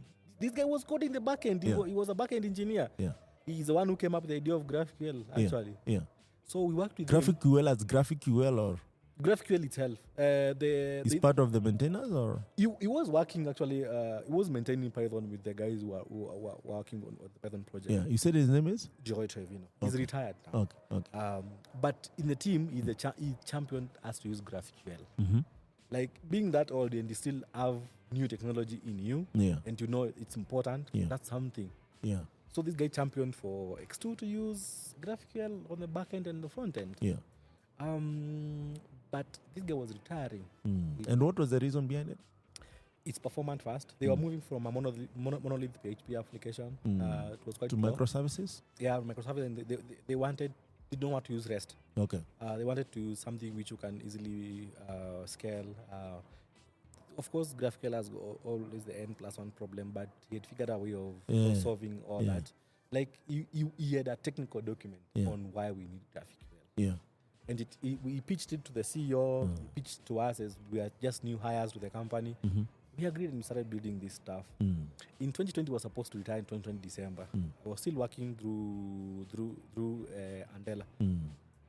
This guy one day told me, Abel, we like working with you. And as I'm retiring, I would want you to join the company full time. Now, that is not easy. And that's when Andela actually was transitioning to some fully remote, no office, laying off like 90%. Yeah. And they're also moving from full-time engineering to contracting engineering. Yeah. So this guy tells me, you know what, Abel? I'll talk to Andela. Let's see if we can buy you off Andela. That comes with a lot of money. Kaka, when you say that, it's really hurtful because Andela was a good vision. Yeah. And when it reached a point where engineers could be bought off, you know, it sounds like slavery. Yeah, bro. And that's when most people realize that what they are being paid looked good. Yeah, but what Andela is being paid, it's a lot of money. It's a lot of money. So But that's a story for another. yeah, I hope to sit down with the founder of Vandela. I One would day. share my thoughts and with love. Yeah. Jeremy is usually most time in Kenya. Yeah. Yeah. You Yeah. see, I'm still working for Andela. Yeah. Tell you that Yeah. Yeah. So, so this buying off comes with a lot of money. Whatever they're going to pay you at the end of the year, cumulatively, they're supposed to give Andela 50% of that. Yeah. For this to be complete. Okay. So I need to sit down and figure out. So if Andela was paying me $3,000, how much were they taking? Do the balance. Look at how much I can gain from this deal. Because you have to gain something. Yeah. You have to cover this stuff. Of course, the managers Andela can't tell you. Yeah. It's confidential information. Yeah. But then I'd look at Glassdoor and see how React engineers are being paid. So I told this guy, you know what? I'd be comfortable with this annual figure. He did not discuss it. He told me that would make you happy. Let me go and talk to the CEO. So he went to the CEO, talked to CEO. The CEO said that they don't have a lot of money to make that purchase. This guy said, he told the CEO, don't pay me for the next 4 months. Let's hire Abel full time. He sacrificed his own salary for 4 months to make sure that I got to X2 as a full-time engineer. And that's how I exited Andela. Joined X2, which is now branded to Cas Air. I found that to be selfless, and I've always wanted to give back to people like that. When you see me doing mentorship all over, you see me holding people hands. I'm trying to be as selfless as that man. It's not easy for you to give up your 4 months salary as a 40-year old man. Experienced. Yes. Not the old. Experience. VP of engineering. Yeah. To make sure that Yeah. an upcoming software engineer Yeah. gets what's supposed to be their pay. Yeah. So And that's how you got in there. that's how I got into Yeah. working for CAS Yeah. as a full-time engineer. Contracts As were- a full stack engineer. full-time engineer. Contracts were drafted. Yeah. I have an office at my house. That is the office for A CAS very AI. nice office. That's what we are getting to, Yeah. by the way. That's the office for CAS AI in Kenya. Yeah. So Did they send everything? everything they have done, all the paperwork for me. Yeah. So No, I mean for the office. The no, setup. no, and everything. no. That's personal. That's office. personal. They only sent a laptop, Okay. which I don't use anymore. I bought a new one. Like I want to upgrade. But you know the Intel laptops, the Yeah. MacBook, Yeah, Intel sure, they're not really that They're not. great. And then with all the things which I'm working I do develop mobile apps for the company. Yeah. I'll be running emulators and whatnot. So I need a powerful laptop. So I just True. bought it for myself. Yeah. I give it to myself as a hardworking person. So I just bought it to keep me motivated to work more. So, Abel, I know you've been active in the community since you graduated. Yeah. Do you think that has helped you a great deal in the growth? Bro, as you have heard, I have no rich uncle connecting me to jobs. Yeah. There are people who work together From the community. from the community. Like the guy who recommended me for... But with the for- POS, it sounded like, Oh, that's my mom. They are friends. But that was a side gig to keep me afloat. Okay. But like the guy who got me to the MOOC job, he is part of the Python community. We met there. Yeah. The guy who had me for the Andela job, Yeah. he's called Michael Gasha. Yeah. He's quite vocal in the Andela spaces. And I've also gotten the gig from Mumo, which came from you. Knowing you, I got to know Mumo. Yeah. The community, I would say I've been built by the community. Yeah. There's no day I'd say that I have been standing on my own. Yeah. Of course, I do get side gigs here and there. Most of them are coming from people I know, people who have interacted in the community. I've also helped people do their interviews and get jobs, helping each other, even recommend them for I see roles. them tweeting about that. But what would you tell a person who is going to the class, cramming the presentations, trying to get an A in those units, and they're saying, you know what, I'll join the community when I graduate? No. They should be doing community as soon as yesterday. Yeah. A community is full of people with different skills and opportunities. And diverse ideas and opinions. Yeah. If today I was a student, I will be joining these Google programs. I will be joining the Atlassian outreaches when they go out. I'll be joining AT hackathons. This way you get to learn what's important in the market. You Practically. You don't need to be sitting in your small studio house in Meru University or in UN or in JQuat, cramming C#. Yet nobody is hiring for C# actively, but they're hiring for Ruby on Rails engineer, Elixir engineer, people are hiring for senior front-end engineers left, right, and center, Yeah. but you are only focused on just one thing in your small house, Yeah. I think you'd step out, Yeah. meet with people in the community, Real developers. and talk to people. Yeah. Yeah. Developers tend to be introverted, or they tend to shy off. Yeah. You see, people think that I'm a god, or somebody will beat you if you came if you came to approach me. Yeah. We are all human beings, and Yeah. if you came to me and you asked me, Abel, how did you start? Yeah. That's something which I can do different to make my journey shorter than yours. Yeah. You see, these are tips I can only give you if we are talking together. Yes. Otherwise, you'll still have to go through the lap which I've gone through. It's not a beautiful one as you have had, Yeah. but I can give you tips. You don't need to keep To on go through the same journey that you did. It make it shorter for you, Yeah. and quite be intuitive. Yeah. So, somebody said, don't be a bedroom engineer. Come out, talk to people, show people what you have been building. Yeah. See what people have been building. Yeah. It's gonna build you a lot. Yeah. And build things and Yeah. break them as you go. repeat. Because that's engineering anyway. That's engineering anyway. Yeah. I find people right now, students right now, to be quite reserved. The number of times I've broken my OS installations in my small laptop is 1,000,000 times, trying to know how to do a dual boot, try to know what Linux is. You find a kid just got a laptop, put on their Windows, and they are happy. They don't want to explore what Ubuntu is. They don't want to know how to do Linux commands. They don't want to do to know what Linux is, what is backtrack, what is all these interesting things which you learn by breaking. They are afraid that you will break the laptop.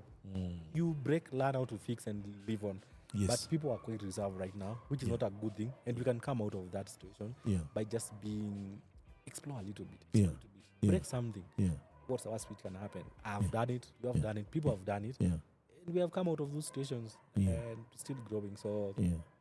I also challenge my sister to be like that. Like whenever she calls me, you know what, I want to install an OS, I tell her, go Please. to Google and install. Yeah. When you break What it, is the worst? what's the worst can happen? I can help you recover it. Go and try first. Yeah. Go and try. Yeah. You learn a lot. And in addition, they should not forget that 20-year-old teenagers are building frameworks that we are using. Bro. And these are the same guys you'll be applying the same job, maybe at Google, maybe at, People are Africa motivated. Stocking. People are motivated when they are young. Yeah. Yeah. I won't mention the company, but there's a company I've worked for. And we had somebody who is 19 years old. He started writing React when they were 16 years old. Bro, what are you telling me? This guy is already a senior engineer. Already a senior front-end engineer. By next year, he should be applying for senior roles. He's barely 21. Yeah. So if you're sitting at home saying, be 25 and then start building on this. Yeah, this is no longer like when I used to tell you in UK there are guys who have a full-fledged companies, software companies building mobile apps and selling them. No, this is happening here in Africa. In Africa, like people are doing the most. Yes, and in Nairobi it's even worse. it's worse. And this is where now I'll ask you, what do you have to say about tech bros? I see this now and then. You are a tech bro, so I know.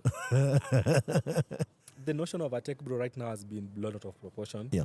Because people are obsessed with money discussions, and that's not a tech bro. That's not entirely what defines a tech bro. Yeah.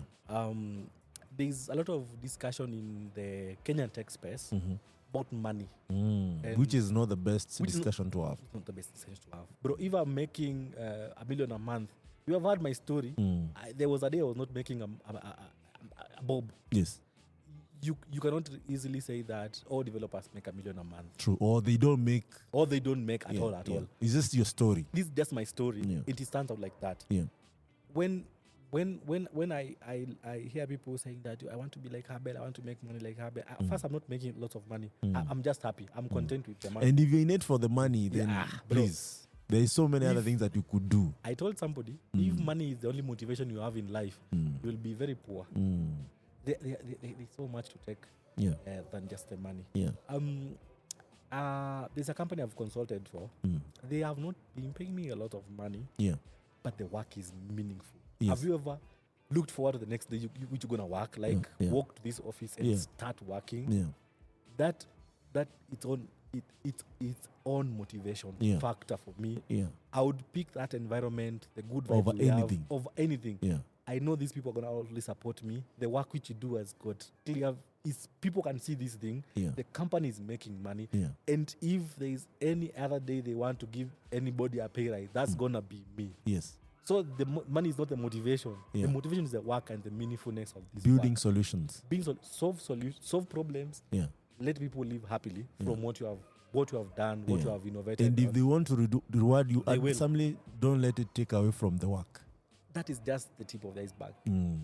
Take it and keep on innovating. Yeah, it's true, because you might think that maybe being paid $20,000 is a big deal, but there's someone who is making $200,000 per hour, and and it's not a big deal for them. they feel like they should be making more. Yeah, so it's like chasing your tail. You'll Yeah. never get it. There's no point you'll say this is it. The problem with money, Yeah. I found money to not give you 100% satisfaction. in life. Yes. It will give you good things, but it's not gonna give you 100% satisfaction in life. But Other by things the way, will. let's correct Yes. this notion. We're not Yes. saying money is It's bad, not- guys. it's bad. Yeah. We are not saying, but it should not be the main. It's not be the main driving Yeah, factor. yeah. Like you should not be living for the money. You should be living for any other thing. Yeah. There are meaningful things to do in life, and money aids in, but should not be your. Yeah, it should be means to an end, Yeah. not the end itself. Yeah. So, and of course, people driving the money conversation should be clear enough on how they got to where they are Yeah. when they are saying. Yeah, I know guys who work 20 hours a day, every day, single day. Yeah. They don't tell you about that part. Exactly. They don't. I want them. Well, to I lost most of them here. Maybe they'll get to tell Yeah. the story. Please, they should. Yeah, they and should everyone paint is a picture. welcome to this podcast. It's all ours, as long as you are in tech and you're around Africa and you have a story, and you're okay to tell your story. Because at the end of the day, the reason why I started this podcast is because I realized that rarely do we tell our own stories. Yes. Rarely do we. And when we get to our story to be told, it's just truncated into like seconds or minutes, Yeah. which takes away from the really true nature of things. Yeah. And of course, as you know, mainstream media is quite polluted. There's not much there. So I said, why not? Okay, I feel like I should be the guy seated there getting to learn. Also, other people get to learn along the way. Yeah. Now, this podcast is quite interesting. Yeah. I've watched many people you have hosted. yeah, I'm always learning something. I Yeah. was listening yesterday. I was listening to Namini, and she had quite some insights Yeah. for the girl child and also the boy child, Yeah. which are sensitive conversations. And these are point you can talk about that. Chief, this is where we say as it is. Yes. You can have a lesson. You can always criticize. And by the way, guys, if you have not subscribed, please show some support. Go down to the comment. Let people know what you are learning. This is a safe space, and we want everyone to thrive, everyone to succeed. And we are not perfect. All of us at our downtime, we are still learning. Some of us may look like you have made it, but you have barely scratched the surface as Africans. There's a long way to go, and most of us here will not rest until we're able to produce solutions that are used globally as we consume the global solutions. Yes. Right? Yes. In the open source space, we are doing really well, and I think you are a big contributor right there. Yeah. I see you guys sharing your GitHub contribution and whatnot. How is that experience, though? Open source teaches you many things, Yeah. and teaches you things which you can only see there and not in another place. Yeah. Right now, we have been able to have projects run and built by the community. We have an upcoming conference, and the website is built by people in the community. You get to learn new coding, like the best coding practices. Yeah. Learn how to give feedback and Because receive most of feedback. best developers are open source contributors. You also learn to get feedback and receive. But then have you, in Abel, this is my experience. Have you ever realized that the better you become, the really good you become, there's always this notion that you really want to give everything back. Everything. Because ideally, how you get good is because of others and giving. And giving back. Yeah. You So, see it. so anyone who is out there, I'm not saying because you're not contributing, you're not really good, but it will be good to share what you learn. Because even the way you learned what you learned is because someone else shared. And forget about, the graduate degree or the course that you took on Udemy that you paid some dollars in it. There's people out here who actually show you the way, even in the working industry, in day-to-day, that actually go out of their way to make sure that you understand what you understand. Yeah. But if you don't feel like giving, please not. Just do you. And I usually tell people you can give in many, many ways. Yeah. You see, everybody has got a passion. As a techie, there's always something which you've always wanted to build. Yeah. Maybe you never had the time to. Yeah.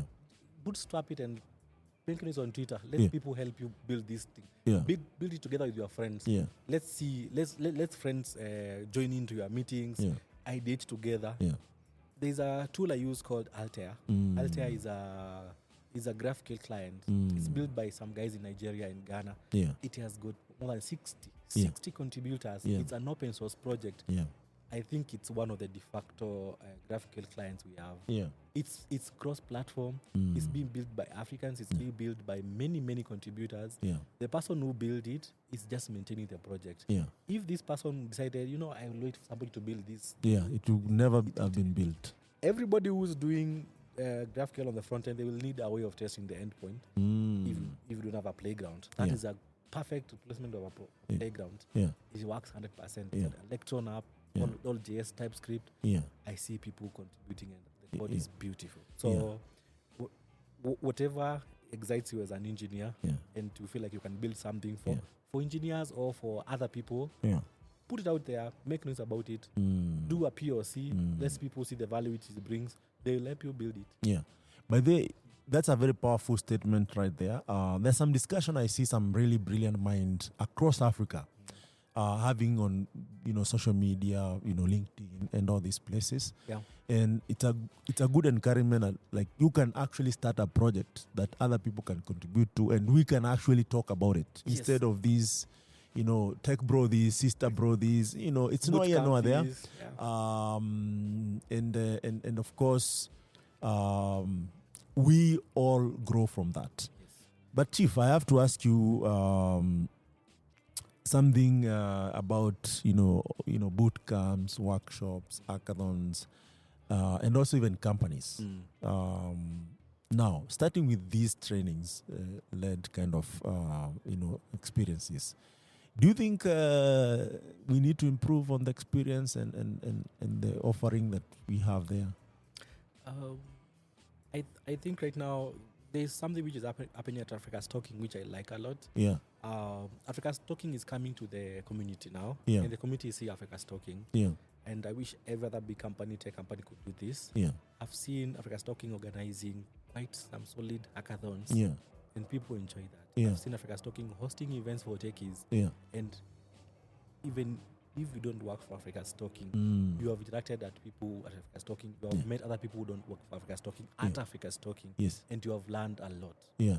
This company has gone on all the way out to fund all these things. Yeah. And I would really wish for other companies to maybe chip in and try to bring communities together. Yeah.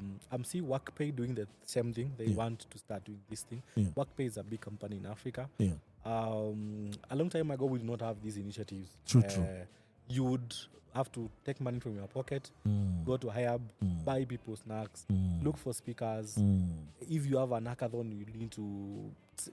Lots of logistics happening. Yeah. Some people are quite generous, right? Like IT to host these things for us. And it's a good gesture. If you can keep on doing this, I think we can bring more people on board. Yeah. As I told you, developers try to be introverts in many, many ways. Yes. There are people who are not really outgoing.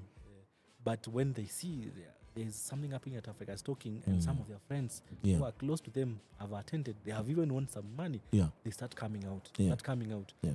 Africa's Talking will experience a huge influx of good engineers visiting their space. And if you are a corporate company, and you can come in and help build this beautiful thing, you can even headhunt quite nice engineers here. Yeah. I don't think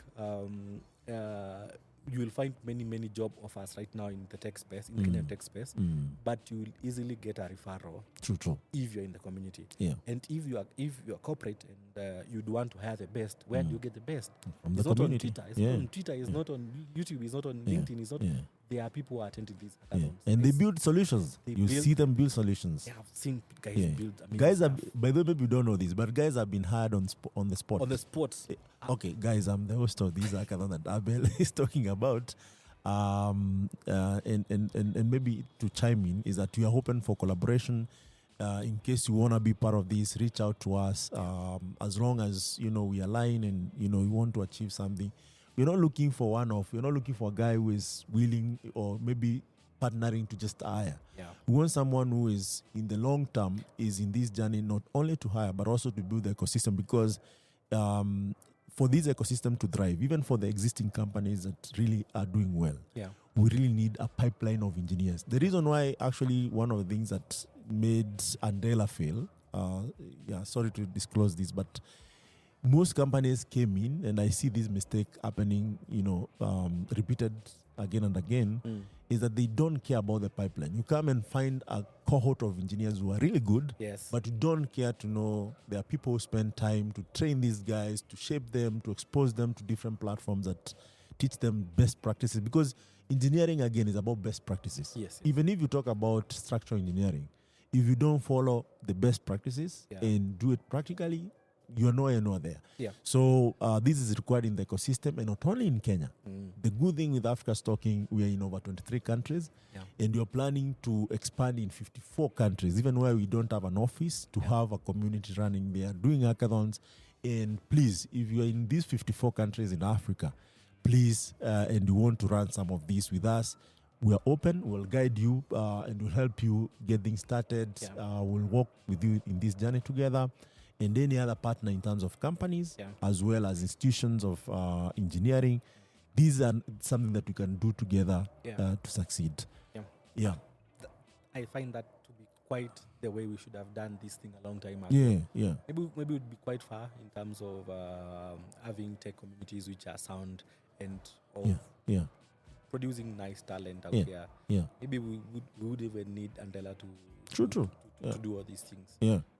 You'd know that if you walk into an AT hackathon, there's a very high chance that all you need is in there. All the resources which you need as a developer, you're going to get them. Some companies are out there putting resources in. It's not like AT is stretching all the way out on its own. It's a good starting point. We're happy doing it. Do you know what our mission is? Empowering developers across Africa. So for us, it's because we are a bunch of engineers who believe Africa could be different with more engineering. So we're happy, and also we enjoy doing it, seeing guys building solutions, solving problems for Africa. But beyond that, and this is really big for any serious tech companies across Africa, is that we realize over time the different crop of engineers. And tech, every other single second, tech is changing. So one of the things that we can really catch up very fast, you remember me saying that I want to reduce 15 years to some like real-time contribution, is that if we don't do it right now and do it en masse, Africa's Talking can only, do so much. But if we all come together, including telcos, including governments, I am proud of what Rwanda, does with the tech. If we all come together and rally around this and be intentional about it, even 2 years is enough to really do enough amount of time. Egypt is doing really well, by the way. Think about it. Egypt is doing good. But now it's looks like an Europe market, an Europe focused, more than Africa focused. But we can always synergize. Even if you're in Europe and US, you're welcome to in this move. Like right now, you're partnering with TADAC. I don't know if you know TADAC, and they've been doing hackathons across the world. Some of the winners in March, this hackathon happened in Florida, Miami. There were Nigerians who participated in Africa's Talking Hackathon. Nice. They built a voice solution. Nice. So this shows you that in Africa, not only do we have the talent, we have the best talent. The best talent. It's only that the platform really are minimal in terms of how we offer them. So I cannot insist on this enough. We encourage everyone to be able to rally. Senior engineers listening to this, please come and teach us your ways. Guide the upcoming engineers. Come and give some CTO roundtable, which we are starting soon. Opportunities are enormous. So it's yours for the taking. But as you close, Abel, what would you like to tell African tech community across Africa? There's so many things I will tell you guys, but Africa is for us, and we are only people who can build Africa. Yeah. There's nobody coming to build Africa for us. True. So, moving out there, going out there, you still need to develop home. Yeah. So if you can spend some time, grow your territories together with fellow Africans, Yeah. put in the work, solve the solutions which we have, the problems which we have in Africa, instead of us going all the way out to look for solutions out there, Yeah. would put us in a very good situation, Yeah. very good place. Yeah. To the upcoming software engineers, Yeah. your skills are as good as you put in the effort. Yeah. Yeah. There's nobody who's gonna come and push you to be best at what you do. True. It's all your own initiative. It's all your own move. If you want to be the best, you have to put in the work. Nothing comes easy as an engineer. All the flashy things you see in tech, it's all work and sweat. Yeah. Sometimes blood, Yeah. but you have to work really hard. Yeah. To all the experienced players in the space, please be kind to help bring up the upcoming talent and the communities. They will be taking care of things when you are older enough and not active as we are right now. Yeah. Doesn't need to die with us. Yeah. You can always let the candle continue burning when you are retiring, when you are chilling. Yeah. By nurturing upcoming talent for all of us. To corporate, I think it goes without saying, if you guys, of course, some of you guys are already supporting the communities. You're already helping out here, going all the way out. Yeah. You can rally in and build these communities together. I think we'll have a better Gen Z, what they call the youngins. Yeah. Better Gen Z, which is solution focused, goal oriented, not lazy, because we are pushing these guys out. True. So lastly, Abel, and maybe next time we get to meet, we'll delve more into this. There's some tech, engineers and in the ecosystem that a bit. I should not marry fast. I should not have a family. If you don't mind, do you think having a family is also something good as as you contribute to the ecosystem? I'll talk from experience. I have a family. I have kids. I have a partner. This has helped me look at life differently. Yeah. It's not party all day. Yeah. It's not just work all day. There's more to this than just the work. Yeah. I would encourage, if you have a chance to be with somebody, to start a family, if you have the ability to, please go ahead.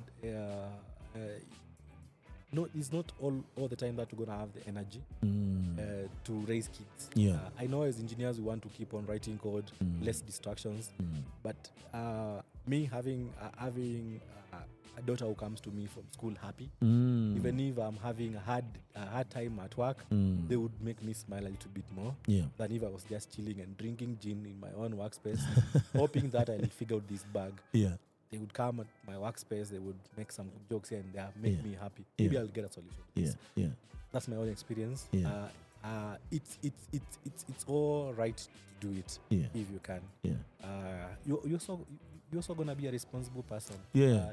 There are people looking up to you. Yeah. You have siblings. You have small toddlers. You are bringing up. They are always looking up to you. You cannot afford to fuck this up. You have to put in the work. Yeah. Build a strong background for them. This comes from good work. Yeah. You have good work ethics. It teaches you so many things. Yeah. Being in that position. Yeah. You can't learn this in a book. Yeah. You have to experience it. Yeah. Thank you so much, Abel Masila. That was Abel Masila, senior front-end developer, or ninja, as I like calling them. This was Impact Masters podcasts, available in all podcast platforms such as Google Podcasts, Apple Podcasts, and any other podcast out there. Check us out. It's Impact Masters or Africa's Talking Podcast, or as it's known, Retold Podcasts. On LinkedIn is Africa's Talking and Impact Masters CEO. On YouTube is Impact Masters CEO or Impact Masters Media. It's your host, Michael Kimathi, or MK if you want. And at this point, check out Africa's Talking, where we provide a variety of communication and payment API products that are everything you need to build high-impact mobile engagement solutions. Africa's Talking platform allows you to work on building superior customer engagement experiences without the complexity that comes from working directly with mobile operators. SMS, USSD, voice, airtime, and our awesome API gets you up and running real quick. And with Impact Masters, we are featuring different movers and shakers in Africa, people who are solving problems. Check us out on all platforms at impactmasters.io or impactmasters.co. Until next time, thank you so much.